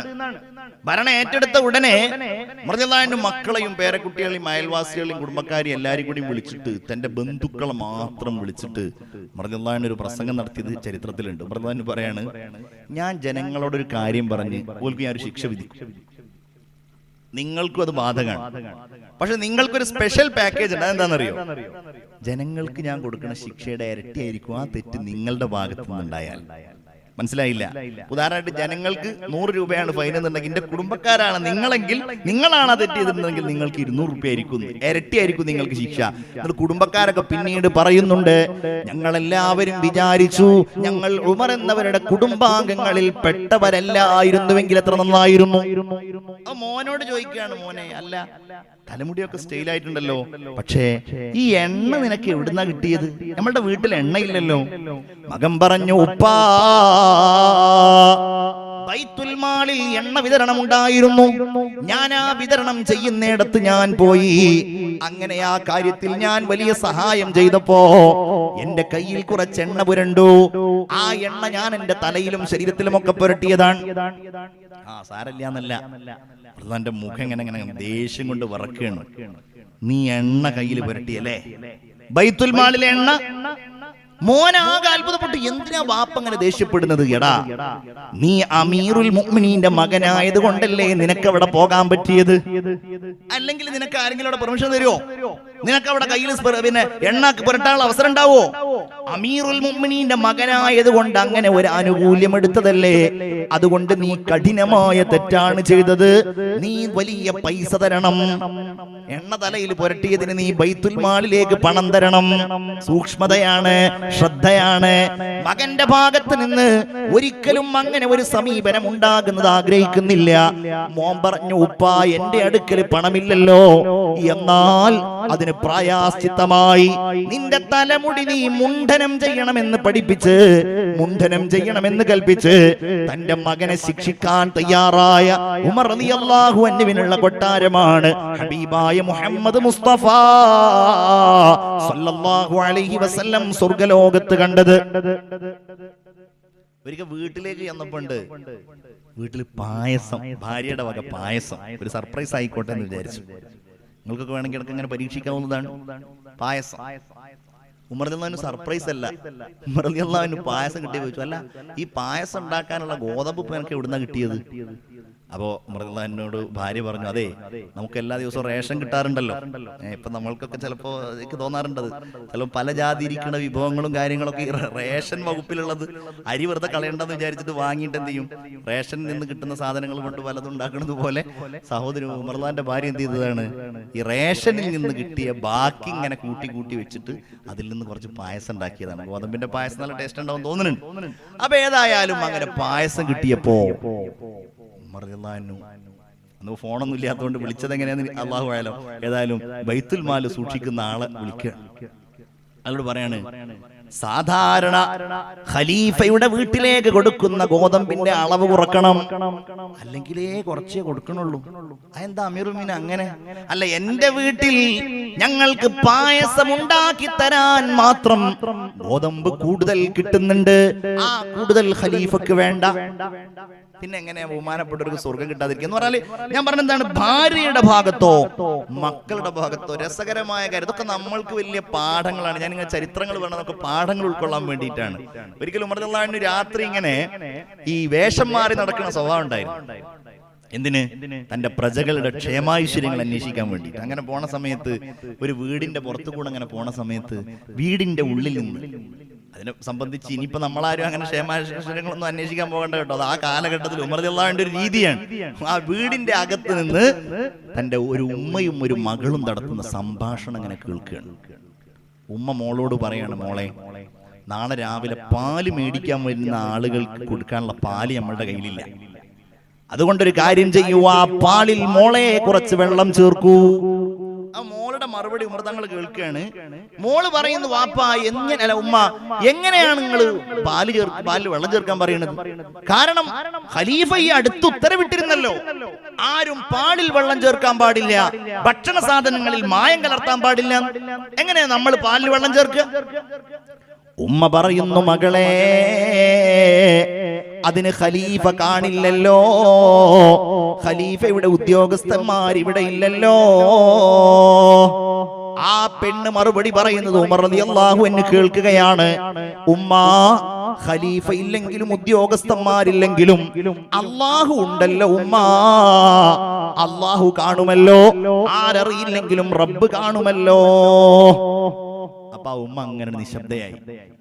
തങ്ങൾ അവിടുന്ന് പോന്നിട്ട് പിറ്റേ ദിവസം രാവിലെ തന്റെ ഒരു ഉദ്യോഗസ്ഥനെ, സാലിം എന്ന ഉദ്യോഗസ്ഥനെ പറഞ്ഞേക്കാണ് ഇതിന്റെ ഡീറ്റെയിൽസ് മുഴുവൻ എടുത്തുകൊണ്ട് വരാൻ വേണ്ടി. അദ്ദേഹം പോയപ്പോൾ അവരൊരു വിധവയാണ്. ആ വിധവ ജീവിക്കുന്നത് തന്റെ മകളോടൊപ്പം ജീവിക്കുന്നത് തന്റെ വീട്ടിലുള്ള ആടുകളെ കറന്ന് പാല് വിറ്റിട്ടാണ്. നല്ല ഒരു പെൺകുട്ടിയാണ്, അവരുടെ ലൈല എന്നാണ് അവരുടെ പേര്. അങ്ങനെ മഹദിയായ അങ്ങനെ ഉമർ റളിയല്ലാഹു അൻഹു തന്റെ മക്കളിൽ ഒരാളായ ആസിം എന്ന മോനെ വിളിച്ചുകൊണ്ട് പറയുകയാണ്, ആസിമേ, നിനക്ക് കല്യാണ പ്രായമൊക്കെ ആയിട്ടുണ്ടല്ലോ, ഞാൻ നിനക്കൊരു പെൺകുട്ടിയെ കണ്ടെത്തിയിട്ടുണ്ട്. ആ പെൺകുട്ടിയെ നീ വിവാഹം ചെയ്യുന്നത് ഉപ്പാക്ക് വലിയ ഇഷ്ടമാണ്. ആ പെൺകുട്ടിയുടെ വിശേഷണം എന്താണെന്നറിയോ? ഒരാളെയും ഭയപ്പെടേണ്ടതില്ലാത്ത സന്ദർഭത്തിലും ഒരാളും കാണുന്നില്ല എന്നുറപ്പുള്ള സന്ദർഭത്തിലും ഏകനായ അള്ളാഹുവിനെ ഭയപ്പെട്ടുകൊണ്ടിരിക്കുന്ന പെൺകുട്ടിയാണവൾ. നീ അവളെ കല്യാണം കഴിക്കണമെന്ന് പറഞ്ഞ് തന്റെ മകനായ ആസിം എന്നവർക്ക് കല്യാണം കഴിപ്പിച്ചു. ആ പെൺകുട്ടിയെ മഹാനായ സയ്യിദുനാ ഉമർ ഇബ്നുൽ ഖത്താബ് റളിയല്ലാഹു അൻഹു. എന്റെ പ്രിയപ്പെട്ടവരെ, അതുകൊണ്ട് റസൂലുള്ളാഹി സ്വല്ലല്ലാഹു അലൈഹി വസല്ലമ തങ്ങൾ സ്വർഗ്ഗത്തിൽ കണ്ടുവെന്ന് പറയുന്നവരെല്ലാം ആ സ്വർഗ്ഗത്തിനെല്ലാം കൊണ്ടും അർഹരായ ആളുകളാണ്. എന്നെയും നിങ്ങളെയും പോലുള്ള ആളുകളുടെ ഏറ്റവും വലിയ ചുമതല എന്നുള്ളത് ആ വഴികളിൽ നമ്മൾ മുന്നോട്ട് പോവുക എന്നുള്ളതാണ്.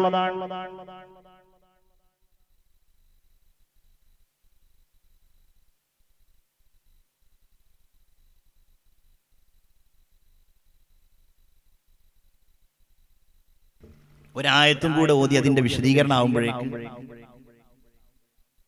ബഹുമാനപ്പെട്ട സയ്യിദ് അബ്ദുർ റഷീദ് അലി ശിഹാബ് തങ്ങൾ ഇവിടെ എത്തും. വല്ലാഹു യദ്ഉ ഇലാ ദാരിസ്സലാം വയഹ്ദി മൻ യശാഉ ഇലാ സിറാത്തിൻ മുസ്തഖീം. ഈ ആയത്തുകൂടെ ഓതി അതിന്റെ അർത്ഥം പറഞ്ഞ് ഞാൻ എന്റെ നസീഹത്ത് ഇവിടെ അവസാനിപ്പിക്കുകയാണ്. അല്ലാഹുവേ, ഈ മജ്ലിസ് നീ കബൂലാക്കണേ റഹ്മാനെ. ഈ സദസ്സിൽ ഞങ്ങൾ പറഞ്ഞതെല്ലാം ഞങ്ങളുടെ ഹൃദയത്തിന്റെ ഉള്ളിൽ ഈമാനികമായ വെളിച്ചമുള്ള കാര്യങ്ങളായി സ്വീകരിക്കണേ അല്ലാ. പറഞ്ഞയാൾക്കും കേൾക്കുന്നവർക്കും ഈമാനികമായ ഇഖ്ലാസും തഖ്വയും നീ ഏറ്റിത്തരണേ തമ്പുരാനെ. അല്ലാഹു പറയുകയാണ്, വല്ലാഹു യദ്ഉ, അല്ലാഹു വിളിക്കുന്നു. അല്ല വിളിക്കുകയാണ്. എവിടേക്ക് വിളിക്കുന്നു? ഇലാ ദാരിസ്സലാം, ദാറുസ്സലാമിലേക്ക് അല്ലാഹു വിളിക്കുന്നു. നിങ്ങൾ ശരിക്കും ഇത് കേൾക്കേണ്ട ഒരു ആയത്താണ്. ആ ആയത്തിന്റെ ശൈലി നോക്കൂ നിങ്ങൾ. പടച്ചോൻ അല്ലാഹു ക്ഷണിക്കുന്നു, അല്ലാഹു വിളിക്കുന്നു. അപ്പൊ നമ്മളെപ്പോലത്തെ ആളുകൾ ശരിക്കും അപ്പൊ തന്നെ ഉത്തരം പറഞ്ഞത് എന്താണ്? പടച്ച റബ്ബേ, നിന്റെ വിളിക്ക് ഞങ്ങൾ ഇതാ ഉത്തരം നൽകുന്നു. ലബ്ബൈക അല്ലാഹുമ്മ ലബ്ബൈക. അതിന്റെ ഒരു ഉത്തരാണ്, ഹജ്ജിന്റെ ഒരു ഉത്തരാണ്. അസ്സലാത്തു ഖൈറും മിനൻ നൗം. എഴുന്നേറ്റ് അങ്ങോട്ട് പോകാൻ അതിന്റെ ഒരു ഉത്തരാണ്. ബല്ലിഗ്നാ റമളാൻ. അതിന്റെ ഉത്തരമാണത്. എല്ലാ നന്മകൾ ചെയ്യലും അതിന്റെ ഉത്തരമാണ്. അള്ളാഹുവിന്റെ വിളിക്കുള്ള ഉത്തരം നൽകലാണത്. തിന്മകൾ ചെയ്യല, വിളിയിൽ നിന്ന് നമ്മൾ അകന്നു പോകലാണ്. നിസ്കാരം ഉപേക്ഷിക്കൽ, നിസ്കാരം ഒന്ന് ഒഴിവാക്കൽ, നോമ്പൊഴിവാക്കൽ, ഹജ്ജിനു വേണ്ടി താല്പര്യം കാണിക്കാതിരിക്കൽ, ആ വിളിക്കെനിക്ക് താല്പര്യമില്ല എന്ന് നമ്മളുടെ പ്രഖ്യാപനമാണ്. എവിടുക്ക അല്ല വിളിക്കണത്? എവിടുക്കാണ്? ഇലാ ദാരിസ്സലാം, ദാറുസ്സലാമിലേക്കാണ് അല്ലാഹു വിളിക്കുന്നത്. അതും കൂടെ പറഞ്ഞു നിർത്താം. എന്താ ദാറുസ്സലാം എന്ന് പറഞ്ഞാൽ? എന്താ? സ്വർഗം. സലാം എന്നത് അല്ലാഹുവിന്റെ പേരാണ്. സലാം. അല്ലാഹുമ്മ അന്തസ്സലാം വമിൻകസ്സലാം വഇലൈക യർജിഉസ്സലാം ഹയ്യിനാ റബ്ബനാ ബിസ്സലാം. അല്ലാഹുമ്മ അന്തസ്സലാം. അല്ലാഹുവേ, നീ രക്ഷയാണ്. നീ രക്ഷയാണെന്ന് പറഞ്ഞാൽ നീ രക്ഷ നൽകുന്നവനാണ്. അല്ലാഹുമ്മ അന്തസ്സലാം, അല്ലാഹുവേ നീ രക്ഷ നൽകുന്നവനാണ്. അപ്പൊ ദാറുസ്സലാം എന്ന് പറഞ്ഞാൽ എന്താ? അത് അല്ലാഹുവിന്റെ വീട്ടിലേക്ക് അല്ലാഹു വിളിക്കുക. വല്ലാഹു യദ്ഉ ഇലാ ദാരിസ്സലാം. മുഅ്മിനേ, നമുക്ക് ഈ ദുനിയാവിൽ ജീവിക്കുമ്പോൾ പല പ്രയാസങ്ങളും ഉണ്ടാകാം, പല സങ്കടങ്ങളും ഉണ്ടാകാം, പല വേവലാതികളും ഉണ്ടാകാം. പക്ഷേ അതെല്ലാം നമ്മൾ മാറ്റിവെക്കുന്നത്, നമ്മൾ ക്ഷമിക്കുന്നത്, നമ്മൾ ഇബാദത്ത് ചെയ്യുന്നത്, ലക്ഷങ്ങൾ ചെലവഴിച്ച് നമ്മൾ കഅബയിലേക്ക് പോകുന്നത് ഒക്കെ ഇലാ ദാരിസ്സലാം. അവിടെ കിട്ടുമല്ലോ, അവിടെ അതിന് കൂലി കിട്ടുമല്ലോ, അവിടെ സ്വർഗം കിട്ടുമല്ലോ. ഇതല്ലാത്ത മോഹം എന്താണ്? ഇതല്ലാത്ത കൊതി എന്താണ്? അള്ളാന്റെ വീട്, അവിടേക്ക് അള്ളാഹ് നമ്മളെ വിളിക്കുകയാണ്. പടച്ചോന്റെ വീട്ടിലേക്ക് വിളിക്കുമ്പോ എന്തൊക്കെയാണ് അള്ളാഹ് ഒരുക്കി വെച്ചിരിക്കുന്നത് അല്ലേ? സ്വർഗത്തിൽ എന്തൊക്കെയാ ഒരുക്കി വെച്ചിരിക്കുന്നത്? ഫീഹാ ഐനുൻ ജാരിയ, ഒഴുകുന്ന നദികൾ, ഫീഹാ സുറുറും മർഫൂഅ, ഉയർന്ന കട്ടിലുകൾ, വഅക്വാബും മൗളൂഅ, നിരത്തി വെക്കപ്പെട്ട കോപ്പകൾ, വനമാരിഖു മസ്ഫൂഫ, അട്ടിയട്ടിയായി വെച്ചിരിക്കുന്ന തലയിണകൾ, വനമാരിഖു മബ്സൂസ, വിരിക്കപ്പെട്ടിരിക്കുന്ന പരവതാനികൾ എല്ലാം ഉണ്ട് അല്ലേ? ഇന്നലിൽ മുത്തഖീന മഫാസ, പടച്ചോനെ സൂക്ഷിക്കുന്ന ആളുകൾക്ക് സ്വർഗ്ഗ സങ്കേതം, വിജയ സങ്കേതം. ഹദായിഖ വഅനാബ, മുന്തിരിത്തോട്ടങ്ങൾ, ഈത്തപ്പഴങ്ങൾ തോട്ടങ്ങൾ, മുന്തിരിത്തോപ്പുകൾ. വകവാഇബ അത്റാബൻ വകഅസൻ ദിഹാഖൻ ലാ യസ്മഊന ഫീഹാ ലഗ്വൻ വലാ കില്ലാബ. സ്വർഗ്ഗത്തിന്റെ അനുഭൂതികൾ ഖുർആന്റെ വലിയൊരു ലോകാണ് എന്ന് പറഞ്ഞാൽ ഇതൊക്കെ അല്ലാഹു മുഅ്മിനീങ്ങൾക്ക് വേണ്ടി ഒരുക്കി വെച്ചതാണ്. പടച്ചോനെ ഞങ്ങൾക്ക് നീ തരണേ തമ്പുരാനെ. നിങ്ങളെന്താ ആമീൻ പറയാത്തത്? നീ തരണേ തമ്പുരാനെ. ഉയർന്ന കട്ടിലുകൾ, കട്ടിൽ സ്വർഗ്ഗത്തിൽ ഭയങ്കര രസമുള്ള കട്ടിലാണ്. ഇന്ന അസ്ഹാബൽ ജന്നത്തിൽ യൗമ ഫീ ശുഗുലിൻ ഫാകിഹൂൻ. സ്വർഗ്ഗക്കാരായ ആളുകൾ സ്വർഗ്ഗത്തിൽ പ്രത്യേകമായ ജോലികളിൽ വ്യാപൃതരായവരാണ്. ആരാണ് ആ സ്വർഗ്ഗത്തിൽ വ്യാപൃതരായ ആളുകൾ? ഹും വഅസ്വാജുഹും ഫീ ദിലാലിൻ അലൽ അറായികി മുത്തഖിഊൻ. ആ സ്വർഗ്ഗക്കാരും അവരുടെ ഇണകളും കട്ടിലുകളുടെ മേലിൽ പരസ്പരം നോക്കിയിരിക്കുന്നവരാണ്, ചാരിയിരിക്കുന്നവരാണ്. യാസീൻ എന്ന് പറയുന്നല്ലോ, കുറച്ചും ബോധിയല്ലോ. ഹും, ആ സ്വർഗ്ഗക്കാരും അസ്വാജും അവരുടെ ഇണകളൊക്കെ ഇങ്ങനെ കട്ടിലിൽ ചാരിയിരിക്കുന്നവരാണ്. നമ്മൾ വിചാരിക്കുന്നത് പോലൊന്നും അല്ല, വേറൊരു ലോകാണത്. അതാണ് അല്ലാഹു തആല പറയുന്നത്, വല്ലാഹു യദ്ഉ ഇലാ ദാരിസ്സലാം. ദാറുസ്സലാമിലേക്ക് അല്ലാഹു വിളിക്കുകയാണ്. അതിന് രണ്ടാമതൊരു അർത്ഥമുള്ളത് സലാം പറയുന്ന വീട് എന്നുള്ളതാണ്. ദാറുസ്സലാം, സലാം പറയുന്ന വീട്. നിങ്ങൾ ചിന്തിക്കണം. ഇതും കൂടെ പറഞ്ഞ് നമുക്ക് നിർത്താം. തങ്ങൾ അവർ ഏതാനും സമയത്തിനൊക്കെ എത്തുന്നതാണ് നമ്മളെ പ്രതീക്ഷ. സലാം പറയുന്ന വീട് എന്ന് പറഞ്ഞാൽ എന്താണ്? ഇവിടുന്ന് ഇപ്പൊ നമ്മൾ അങ്ങോട്ടും ഇങ്ങോട്ടൊക്കെ സലാം പറയും. ഞാൻ തങ്ങളോട് പറയും, തങ്ങളോട് പറയും, നമ്മൾ അങ്ങോട്ടും ഇങ്ങോട്ടൊക്കെ പറയും. അവിടെ ആരാ സലാം പറയാ? അവിടെ അല്ലാഹു സലാം പറയും. പടച്ചോന്റെ സലാം. മലക്കുകൾ സലാം പറയും. സലാമുൻ ഖൗലം മിർ റബ്ബിർ റഹീം. പടച്ചോനെ ഞങ്ങൾക്ക് തൗഫീഖ് ചെയ്യണേ റഹ്മാനെ. സ്വർഗ്ഗത്തിൽ നിന്ന് അല്ലാഹുവിന്റെ സലാം ഉണ്ടാകും, മലക്കുകളുടെ സലാം ഉണ്ടാകും. വസീഖല്ലദീന തഖൗ റബ്ബഹും ഇലൽ ജന്നതി സുമറാ ഹത്താ ഇദാ ജാഊഹാ വഫുതിഹത് അബ്വാബുഹാ വഖാല ലഹും ഖസനതുഹാ സലാമുൻ അലൈക്കും തിബ്തും ഫദ്ഖുലൂഹാ ഖാലിദീൻ. റഹ്മാനായ റബ്ബ് നമ്മോട് പറയുകയാണ്, വസീഖല്ലദീന തഖൗ റബ്ബഹും, രക്ഷിതാവായ അല്ലാഹുവിനെ സൂക്ഷിക്കുന്നവർ നയിക്കപ്പെടുകയാണ്. ഇലൽ ജന്നതി സുമറാ, സ്വർഗ്ഗത്തിലേക്ക് കൂട്ടം കൂട്ടമായിട്ടവർ നയിക്കപ്പെടുകയാണ്. ഹത്താ ഇദാ ജാഊഹാ, അങ്ങനെ ആ സ്വർഗ്ഗത്തിലേക്ക് അവർ വന്നു കഴിഞ്ഞാൽ സ്വർഗ്ഗത്തിന്റെ കവാടങ്ങൾ അവരുടെ മുമ്പിൽ തുറക്കപ്പെടുകയാണ്. സ്വർഗ്ഗത്തിന്റെ കവാടങ്ങൾ തുറക്കപ്പെട്ടു കഴിഞ്ഞാലോ വഖാല ലഹും ഖസനതുഹാ, ആ സ്വർഗ്ഗത്തിന്റെ കാവൽ മാലാഖമാരായ ആളുകൾ അവരോട് വിളിച്ചു പറയുന്നത് എന്താണ്? സ്വർഗ്ഗത്തിലേക്ക് ഇങ്ങനെ വരുന്ന മുഅ്മിനീങ്ങളോട് പറയുന്നത് എന്താണ്? സലാമുൻ അലൈക്കും. അസ്സലാമു അലൈക്കും എന്ന് പറഞ്ഞിട്ട് അള്ളാഹുവിന്റെ മലക്കുകൾ അവരെ സ്വാഗതം ചെയ്യുമെന്ന് പരിശുദ്ധ ഖുർആൻ. മലക്കുകൾ സലാം പറയും. നമ്മളിപ്പോ ഇവരൊന്നും കണ്ടിട്ടില്ലല്ലോ, ബദരീങ്ങളെ കണ്ടിട്ടുണ്ടാ, അമ്പിയാക്കളെ കണ്ടിട്ടില്ല, പക്ഷേ അവരൊക്കെ നമ്മളുടെ പരിചിതരായ ആളുകളാണ്, നമ്മളവരെങ്ങനെ ഓർക്കുന്നവരാണ്. അവരെ സ്വർഗത്തിൽ വെച്ച് കണ്ടുമുട്ടുമ്പോ ദഅവാഹും ഫീഹാ സുബ്ഹാനകല്ലാഹുമ്മ വതഹയ്യതുഹും ഫീഹാ സലാം. അവിടെയുള്ള അഭിവാദ്യം അസ്സലാമു അലൈക്കും എന്ന സലാമാണ്. വതഹയ്യതുഹും ഫീഹാ സലാം. കണ്ടോ, ഇതൊക്കെ കിട്ടണമെന്നുണ്ടെങ്കിൽ നമ്മൾ കഠിനമായിട്ട് അധ്വാനിക്കണം, നന്നായിട്ട് പരിശ്രമിക്കണം. റമദാനൊക്കെ അതിനു വേണ്ടിയിട്ട് മനസ്സിൽ ഒരുങ്ങിയിട്ട് ചെയ്യണം, യാന്ത്രികമായിട്ട് ചെയ്താൽ പോരാ. മലക്കുകളുടെ സലാം, അമ്പിയാക്കളുടെ സലാം, ഔലിയാക്കളുടെ സലാം, സ്വാലിഹീങ്ങളുടെ സലാം. മൂന്നാമത് അതിനൊരു അർത്ഥം കൂടെയുണ്ട്. വല്ലാഹു യദ്ഉ ഇലാ ദാരിസ്സലാം.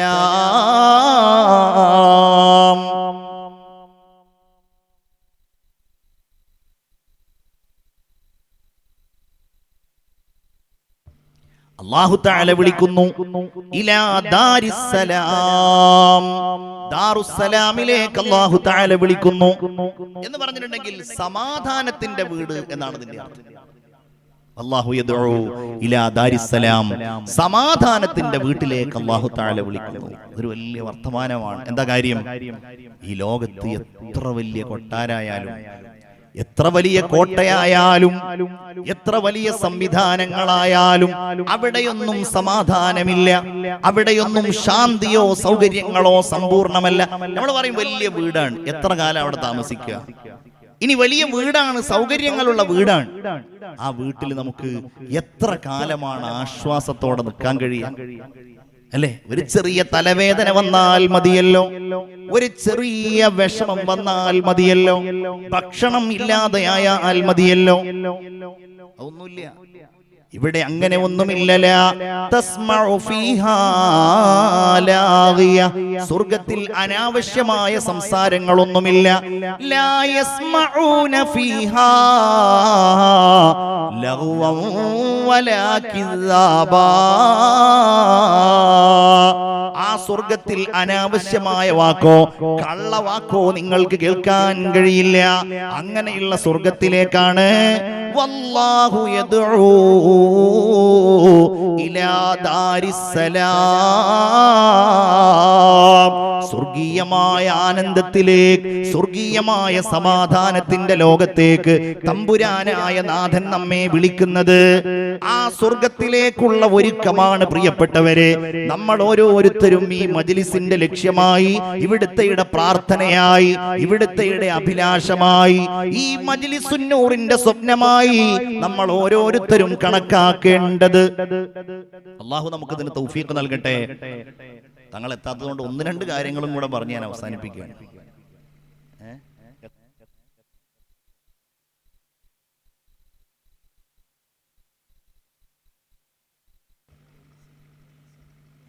അൽഹംദുലില്ലാഹ്, നമ്മൾ അവസാനിപ്പിക്കാൻ നേരത്തെ തന്നെ ആദരണീയനായ തങ്ങളവറുകൾ, രണ്ട് തങ്ങന്മാര് വരാണ്ടായില്ല, ഏത് തങ്ങളാണെന്നുള്ളതാണ്. മർഹബ മർഹബ, മാഷാ അല്ലാഹ്.